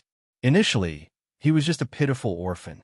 Due to his talent as a wizard, he was feared, disliked, and isolated by the people in the orphanage, so his personality was a little extreme. Normally speaking, for a child who lived in the shadows of his childhood, having some psychological problems wasn't a big deal. Just a little guidance would suffice. But what did Dumbledore do? He stared at the young Tom Riddle like he was guarding against a thief. Not only did he not give him the slightest bit of care, but he also constantly pressured him, which eventually led to the birth of the strongest wizard in the British magic world, the Dark Lord. In fact, it was Dumbledore's overconfidence that created Voldemort's twisted and sick heart today. If he didn't see Tom Riddle as a potential threat from the start, and instead poured in a little more affection and care, perhaps the outcome would be completely different. But interestingly, not only did this stubborn old man never feel that he was wrong, he still used the same method on Harry Potter. However, the Savior obviously wasn't as smart as Voldemort. If it wasn't for Zhang Cheng's intervention, he would have been sold off and counting the money. But at least I won't be like you, taking the lives of others without restraint, Dumbledore retorted with a cold face. Ha ha, that's right. You won't kill people easily, but you like to interfere and control other people's thoughts and even force them to follow your planned path. In my opinion, rather than living like this, it's better to be killed. Voldemort laughed and continued to mock him. In the past, whenever he confronted Dumbledore head-on, he would always be criticized for his morality. But now that he had seen through Dumbledore's mask of hypocrisy and brought him to the same level as himself, he immediately felt an indescribable joy and happiness. Although this didn't bring him any more advantages, he didn't know why. But deep in his heart, there was an inexplicable sense of superiority. All right, let's stop with the nonsense. No matter what, we are all adults with our own understanding of life, worldview, and values. No one can be convinced by the other. So in the end, we have to use strength to decide who is right and who is wrong. Dear Mr. Principal, are you ready to have a fair duel with me? Zhang Cheng took 2 steps forward and looked into the old man's sharp eyes. Dumbledore took a step forward and raised his powerful Elder's Wand. You're right, he said expressionlessly. In the end, Magi had to speak with their power. Decades ago, I defeated Gellert Grindelwald in a duel. Today, I will defeat you and restore the British magic world to its original state. Hee, it's not like you to flaunt your glib tongue. Also, don't treat me like any of the enemies you've dealt with in the past, because I'm fundamentally different from them. As the last word left his mouth, Zhang Cheng bowed slightly. Thousands of bullets made of arcane energy shot out from between his fingers, flooding toward the enemy like a tide. Casting without a staff, Dumbledore was obviously taken aback. He hurriedly chanted a spell and formed an oval eggshell-like shield around his body. In an instant, magic missiles smashed onto the surface like raindrops, splashing into clusters of gorgeous violet light. Before they were all exhausted, a dazzling light spear flew across a distance of tens of meters and pierced through the eggshell-like shield with a boom. Fortunately, Dumbledore reacted quickly enough and used phantom transfiguration to escape. Otherwise, he would have been blown to pieces. Looking at the deep pit where he had been standing, a strong sense of fear appeared on his aged face. He squinted his eyes and asked tentatively, "You don't need a spell or a wand to cast magic?" "That's right. Come, let me see with my own eyes what the strongest light magus of this generation, Albus Dumbledore, is capable of." After saying that, Zhang Cheng began to release powerful offensive spells one after another, forcing the opponent to constantly defend and dodge. After a short while, the old man's calm demeanor disappeared, replaced by incomparable shock. It was as if he could not believe that there was someone in this world who could master so many spells that he had never heard of before.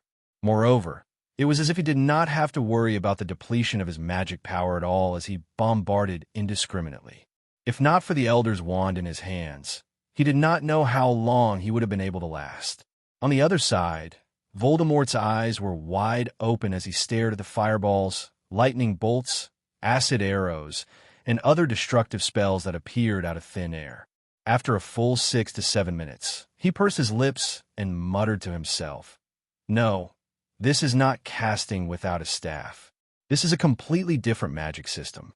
Inconceivable, too inconceivable. What do you mean by a different magic system?" Harry Potter, who was standing at the side, subconsciously frowned. "Ah, the famous Harry Potter.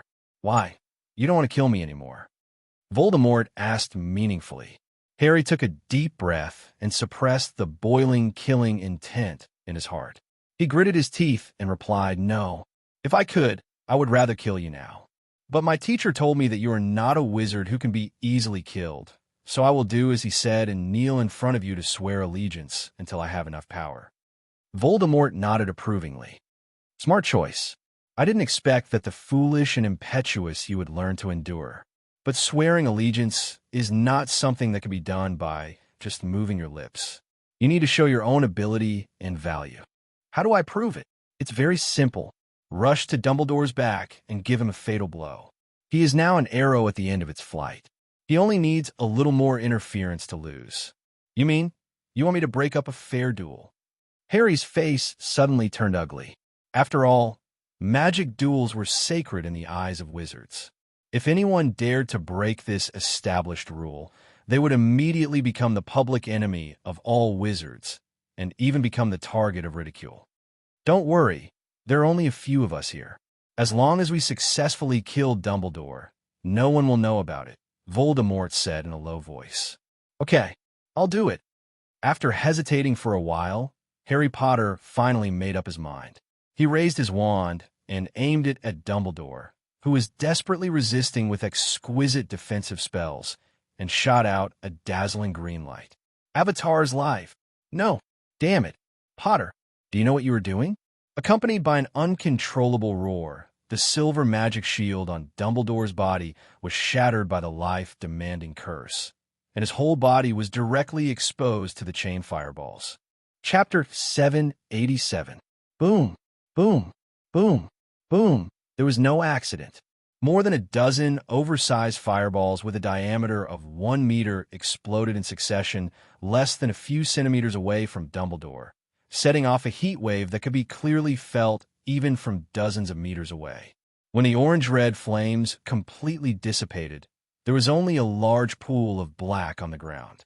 It was unknown what was left behind after burning. He's dead, Harry asked with some uncertainty. No, he's not dead, but escaped. Zhang Chung shook his head and gave a negative answer. As a butcher with hands stained with blood, he could see at a glance that the black things were just some burned clothes. There was no bone or muscle tissue. Escaped? How could it be? Just as Harry Potter was in a state of shock, a figure suddenly appeared behind him out of thin air, raised a magic wand, and loudly chanted, "Avatar, death!" In an instant, the fatal green light directly hit the boy. But before the death curse could take effect, the ruby ring on Harry's finger suddenly released a bright light, and then a young girl suddenly appeared in front of him out of thin air, blocking the fatal death curse for him. In less than a second, the terrible death energy took away all the vitality of the body, turning it into a cold corpse. When he saw the familiar face, the savior suddenly broke down and shouted, "No! Why? Why?" Obviously, the person killed by the death curse was not someone else, but his beloved girlfriend, and the ring was a birthday gift from Zhang Xiu for his birthday this year. With pain, sadness, anger, hatred, and a huge amount of negative emotions, Harry slowly turned his head and saw the murderer's true face, Albus Dumbledore. This old man was not as steady and wise as before. Instead, his whole body exuded a strong, dangerous aura.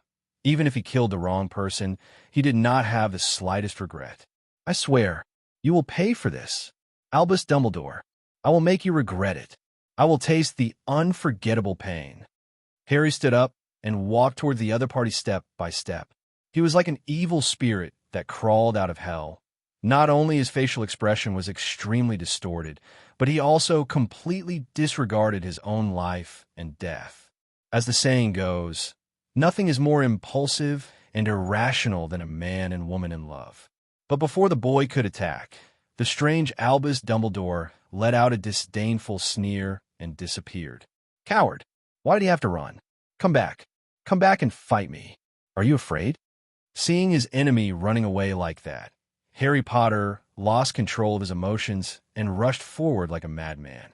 He raised his magic wand and continuously launched powerful magic attacks into the surrounding air until his magic power was exhausted.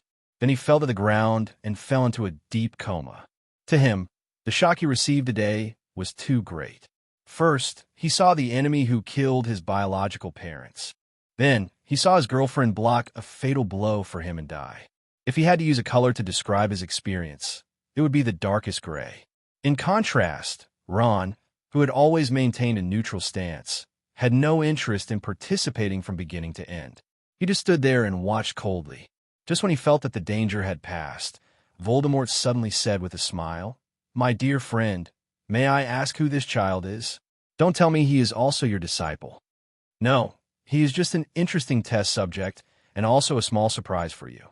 If you don't mind, how about I preside over your resurrection ritual?" Zhang Chen glanced at Ron with a slightly playful gaze and proposed, "Of course, It would be my honor. Voldemort did not hesitate at all and happily nodded in agreement. Since the servant had already prepared most of the things needed for the magic ritual, Zhang Cheng directly lit the huge pincer and softly chanted, "Father's bones, unintentionally donated, can allow your son to be reborn."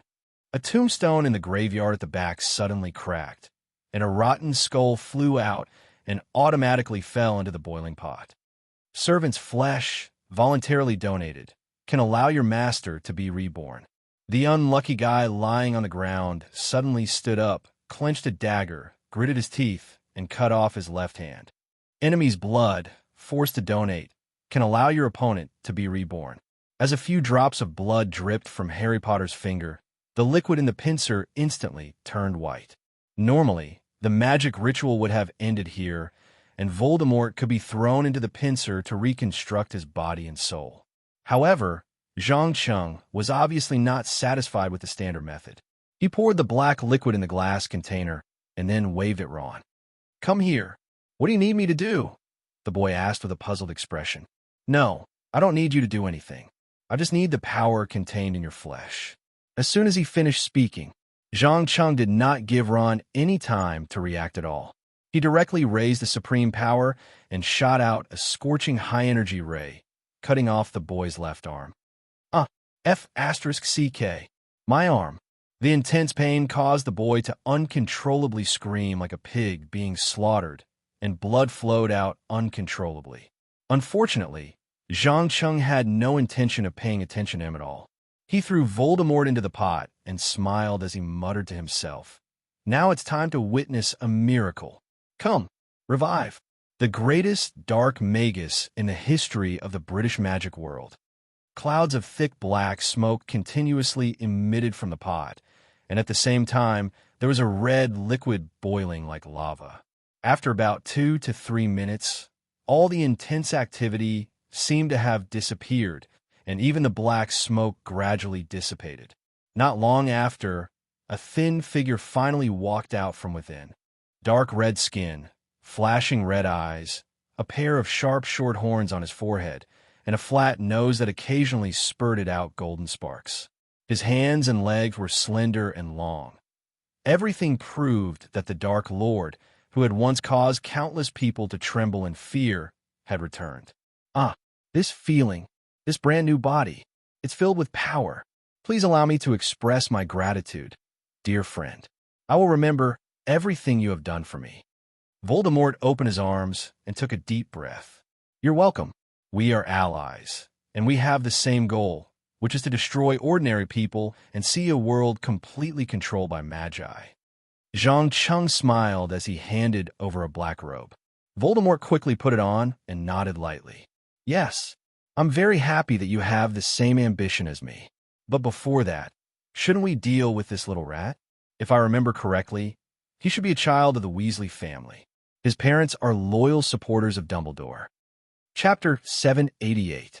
Deal with? Your choice of words is really scary. But don't worry, he's different from his parents and siblings, and we have a small agreement between us. Zhang Cheng glanced meaningfully at the red-haired boy who had lost his left arm. Obviously, Ron was still of some use to him, so his life was saved for the time being. Since that's the case, let him sleep for a while.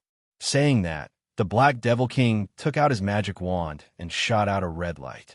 The next second, poor Ron fell straight to the ground, snoring loudly.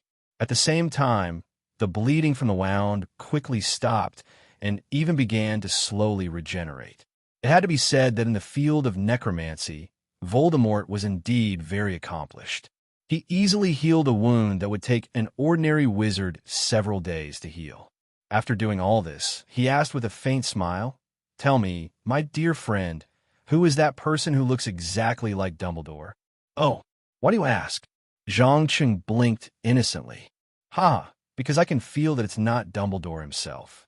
Although they look very similar, almost to the point of being the same person, their temperaments are completely different. How should I say it? The real Dumbledore would never use the death curse, because what he's most afraid of is crossing the red line of killing, afraid of becoming like me. Voldemort pursed his lips and explained a reason. If one were to choose the person who understood Albus Dumbledore the most in this world, excluding the previous generations, the Dark Lord, Gellert Grindelwald, it would be him. As the saying goes, the person who understands you the most is never your family or friends, but your enemy. From the very beginning, Voldemort had regarded Dumbledore as his greatest enemy. He had secretly observed Dumbledore's every move when he was a student, so it didn't take him much effort to recognize the difference between the two Dumbledore. Ha ha, that's right. You guessed right. The one behind is indeed not Dumbledore. Seeing that his little trick was exposed, Zhang Cheng immediately couldn't help but laugh. While laughing, he explained, "To be precise, he's a clone that I created using my inherited genes." What do you think? Isn't it interesting?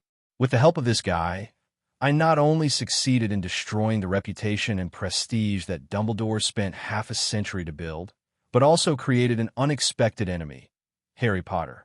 Don't you think it would be most interesting and ironic for the Savior to kill Dumbledore? I understand now.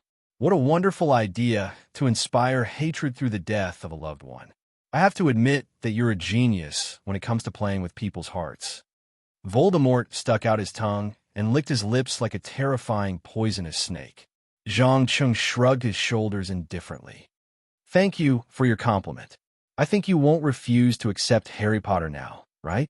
He's a trump card against Dumbledore. No, of course not. How could I let go of such an interesting toy? Also, I heard that you seem to have a plan to destroy the world, and it's already being implemented. After saying that, Voldemort raised his wand and launched a huge, dark demonic mark into the sky and began to summon his Death Eaters. In less than a few seconds, mysterious people wearing masks and beautiful cloaks appeared around him one by one, using phantom transfiguration, and knelt on one knee to offer the highest respect to him.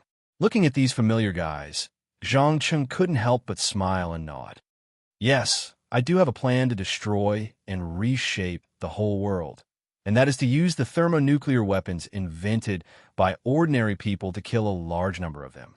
But the problem is that it's now in a little trouble. Thermonuclear weapons. Voldemort's eyes flashed with a hint of confusion. After all, before he entered the world of magic, the world was still in the middle of World War II, and the famous Manhattan Project had not been officially established yet. Therefore, he had no idea how fast human beings had developed in only a few decades, especially the development of weapons to kill each other. It was a tremendous leap. After entering the magic world, he put all his energy into learning all kinds of profound magic knowledge, and no longer paid attention to the news from the ordinary people's world. It had to be said that the strongest British wizard in history, the Dark Lord, was actually no different from other arrogant wizards. They were all firmly bound in the magic world, and had no idea that the outside world had already undergone earth-shaking changes.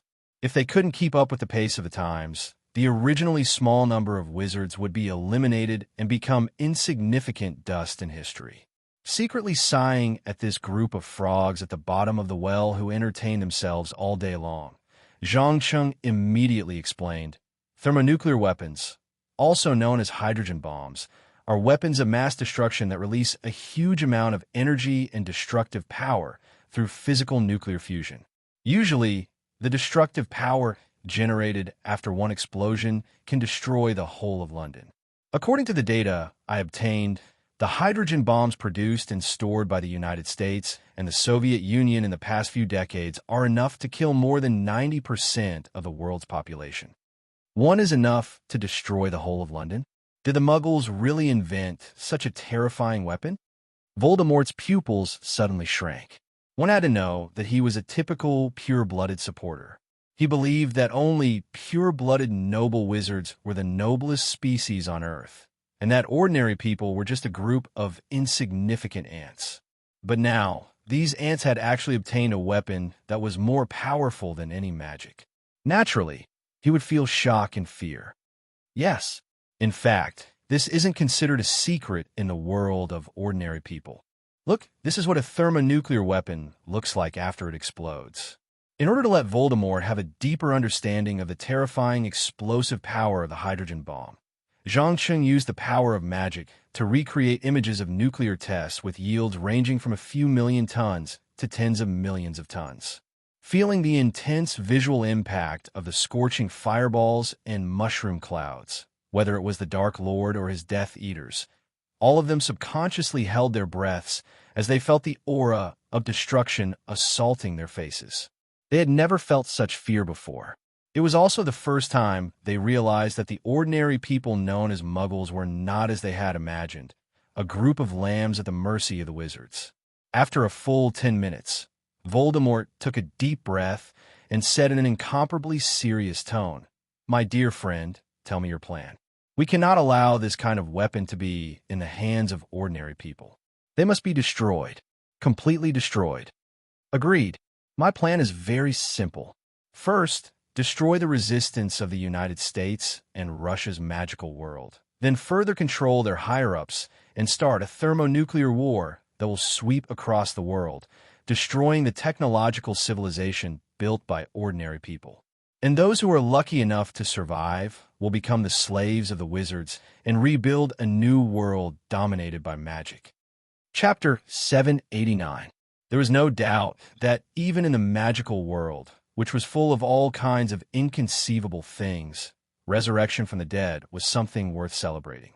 However, if this person had once set off a reign of terror, causing countless wizards to tremble in fear, then the news of his resurrection would be a different story. In fact, Zhang Cheng had never deliberately concealed the news of Voldemort's return. He allowed Harry Potter and Ron Weasley, who had returned, to recount what had happened at that time, with Zhang Qiu's cold corpse as proof. Although many people were unwilling to believe that Dumbledore would be so crazy as to attack and kill his own student, the death of an innocent girl undoubtedly cast a shadow over the ending of the tournament. Especially Severus Snape, who was a member of the Death Eaters, clearly felt the intense burning sensation from the mark of the black demon on his arm. He became unusually gloomy and irritable. He wrote several letters in one go and asked the owl to bring them to the old man. He was eager to find out what had happened in the hour that the two boys had disappeared. Why did Harry's eyes show unforgettable pain and hatred when he mentioned Dumbledore, just like when he learned that Lily Potter had been killed? In short, with a series of news that shocked the entire British magical world, another semester ended. The students of Hogwarts packed their luggage and took the express train to embark on the journey home. No one knew that a terrible conspiracy was brewing. More than 2 weeks later, in Malfoy Manor, Voldemort was sitting on a chair, tasting the cellar red wine offered by Lucius while watching the Death Eaters not far away torturing a few ordinary people they had caught from nearby for fun. About 2 or 3 minutes later, he sighed slightly and said, "About what you said last time, I have sent people to inquire about it. Thermonuclear weapons are indeed very scary, far beyond the limits of what I can imagine. But fortunately, Muggles are Muggles. Even if they invented powerful weapons, they can't resist the power of magic. We only need a few soul-seizing spells to seize control of these weapons." That's right. This is also the core of my plan. In order to ensure deterrence to each other, the powerful countries have stockpiled enough nuclear warheads to destroy the world several times, or even dozens of times. We only need to control the 2 countries with the most reserves, America and Russia, and we can restart the entire world. How about it? Have you thought about it? If possible, I hope you can personally bring people to Russia. Zhang Cheng probed meaningfully. So far, he was not sure if Voldemort really approved of his plan to destroy the world. One had to know that killing billions of people and killing dozens of people were 2 completely different concepts. Once the former, it was almost equivalent to the loss of humanity, and he would be completely excluded from the human category forever. Don't worry, my friend. Before that, I hope to get rid of Dumbledore. You don't understand. As long as he's alive, he's a huge threat to our plan. Voldemort finished the wine in his cup in one gulp, his eyes flashing with a terrifying red light. About Dumbledore, I have a good suggestion. Zhang Cheng curled his lips into a playful smile. Let's hear it. Voldemort was suddenly interested when he heard that it was related to Dumbledore. It had to be said that due to the relatively small population in the magic world, most wizards' vision was very limited. Whether it was Voldemort or Gellert Grindelwald, they put too much energy into the love-hate relationship with Dumbledore and neglected other aspects. But Zhang Cheng was different. He stood at a very high place from the beginning, looking down on this familiar yet strange world, and was very clear about what he needed. After a moment of silence, he quickly whispered, Albus actually has a brother called Albus. He has been lurking in Hogmedelli as a bar owner, gathering information for his brother. As far as I know, he doesn't have a good relationship with his brother, and even had a fierce conflict because of his sister. Think about it. If we can resurrect Ariana Dumbledore and use her as a hostage, what choice would he make? Ha ha, great. A civil war between the Dumbledore family. Is there anything more interesting in the world than this? We can even open the most painful scar in that old guy's heart. Voldemort laughed happily, but after a while, he shook his head helplessly. But resurrecting a person who has been dead for many years seems to be a little difficult. At least I can't do it. No. I think you seem to have misunderstood something. We don't need to really resurrect Ariana Dumbledore. We just need to use genetic technology to clone a girl who looks exactly like her, and then instill some memories and consciousness into her, making her think that she is Ariana. Many times, intense emotions will make people lose their minds, and as long as we use it a little, we can get unexpected results. When he said this, Zhang Cheng's face showed a very sarcastic expression. Many people may not know that the young Dumbledore, in fact, was not much different from Voldemort and Gellert Grindelwald. They were all keen on pursuing power, status, and fame. He was even extremely obsessed with the Deathly Hallows, so much so that he neglected the situation of his biological sister. Later, it was his sister's death that greatly stimulated this talented wizard. Not knowing whether it was because of guilt or other reasons, he finally embarked on a different life path. As a person with a strong, rebellious mentality, Zhang Cheng wanted to know how Albus Dumbledore would react when Ariana appeared again. Interesting. Very interesting. I can't wait to see Dumbledore lose control of his emotions. From the day I met him, he always remained calm and collected. Voldemort's tone revealed an indescribable meaning. Please give me some time. Also, if possible, can you send this little thing to Albus' side? With that said, Zhang Cheng took out a small glass ball with a silver-white light from his pocket. This thing was a special magic item he created based on the principle of the meditation basin. It could quietly invade the brain and copy the memory of the target. It must be known that he would not be satisfied with just making a copy to disturb the mind. He wanted to recreate a living Aliana Dumbledore. But to do this, it was impossible without enough memory support. At least, it could not deceive Albus, who had taken care of his sister since she was a child. No problem, leave it to me. Voldemort did not ask about the use of this magic device and directly took it and handed it to the Death Eater next to him. The latter immediately used Phantom Shift and disappeared. Needless to say, she knew that he must have gone to complete this small task that had no difficulty at all. Chapter 790. Hogsmeade was the only magic village in the entire United Kingdom made up entirely of wizards, and it was also the place that Hogwarts students yearned for the most. Not only were there all kinds of delicious sweets, snacks, and butterbeer, but there was also the Joker's Joke Shop that specialized in selling magic props for pranks, as well as the most terrifying haunted house in the entire United Kingdom, the Scream Shack. It could be said that both adult wizards and underage children could find their own happiness in Hogsmeade. Few people would notice that there was a shabby-looking bar on the side of a small road after turning from the post office on Central Street. Not only was there a strong smell of mutton, but there was also a chopped-off pig's head hanging on the shelf, giving people an unusually eerie feeling. As for the sparse number of guests inside, that was even more bizarre. Almost everyone covered their faces tightly, and their eyes revealed unusual vigilance. The slightest movement would trigger a violent reaction. In fact, the owner of the Pig's Head Bar, Albus Dumbledore, didn't care about how much money he could make. His main purpose was to use the customers from all walks of life to gather information for his brother, who was not on good terms with him, and to always pay attention to the movements of Voldemort and his Death Eaters. In order to do this, he even ignored and connived at many illegal transactions. For example, the half-giant Hagrid once bought a Norway Ridgeback egg from the disguised Quirrell here.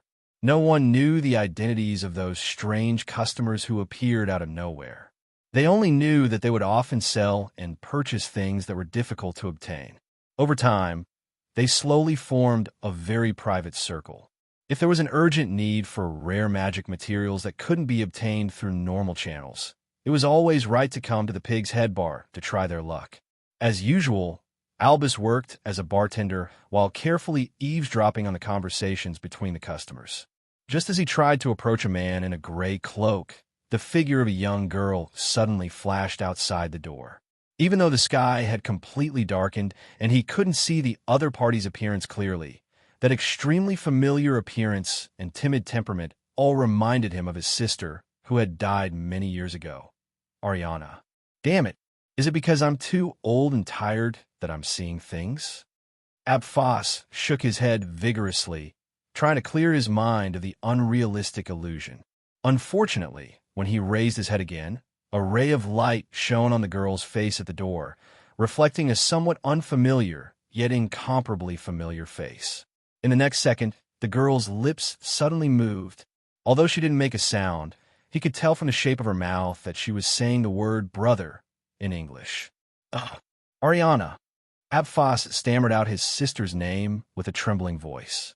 Then, he dashed out like a madman, wanting to grab the other party and ask for an explanation. But before he could take more than 2 steps, the girl turned around and ran out of Hogsmeade like a frightened rabbit. Just like that, one in front and one at the back, one chasing and one fleeing, the stalemate lasted for more than 20 minutes. It was only when they were completely far away from the human population that they slowed down. Gasp! He was panting heavily. Abphos couldn't remember the last time he ran like this, but he knew that he couldn't stop, or he would lose and miss the most precious thing in his life. The girl seemed to have noticed that the old man was about to exhaust his strength. She finally stopped and quickly hid behind a young Asian man, only peeking out half of her head to stare at him. "Good evening, dear Mr. Abphos." The young man bowed politely. "It's you." The old man's pupils suddenly shrank. Obviously, the visitor was none other than Zhang Cheng, who specially rushed over from the secret underground laboratory in Hogwarts. The girl hiding behind him was naturally a clone synthesized using genetic cloning technology and the power of creation, Ariana Dumbledore. Because most of the childhood memories were perfectly implanted, to a certain extent, she was equivalent to the real Ariana. Appreciating the other party's inner torment and contradictory feelings, Zhang Cheng nodded with a smile. "Yes, it's me. I believe your brother must have mentioned me, so I won't introduce myself. How is it? Are you very excited to see your long-dead sister come back to life?" "No. Impossible. No one could bring the dead back to life." Abphos tried to deny the girl in front of him, who made him lose his mind.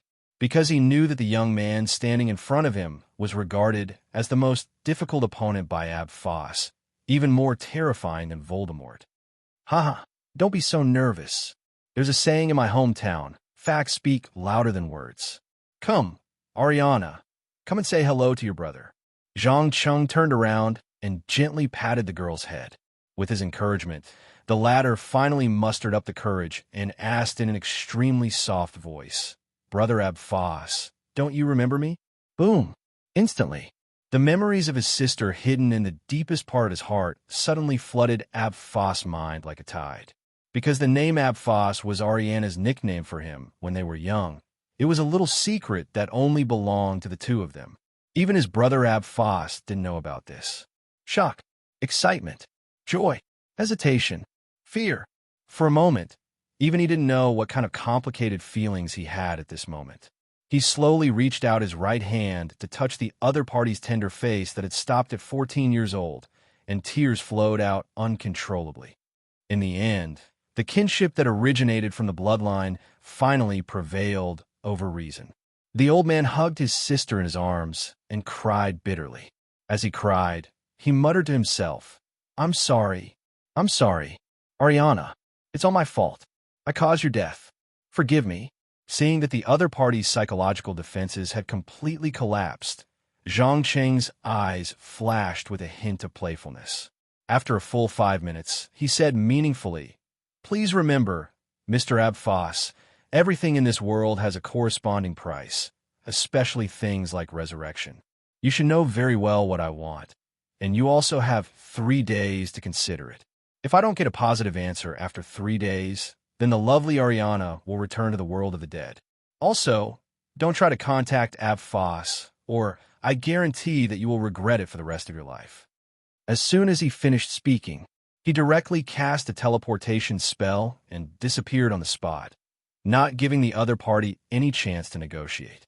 According to the weakness of human nature, the more something was lost and recovered, the more one would cherish it and the more one would be afraid of losing it again.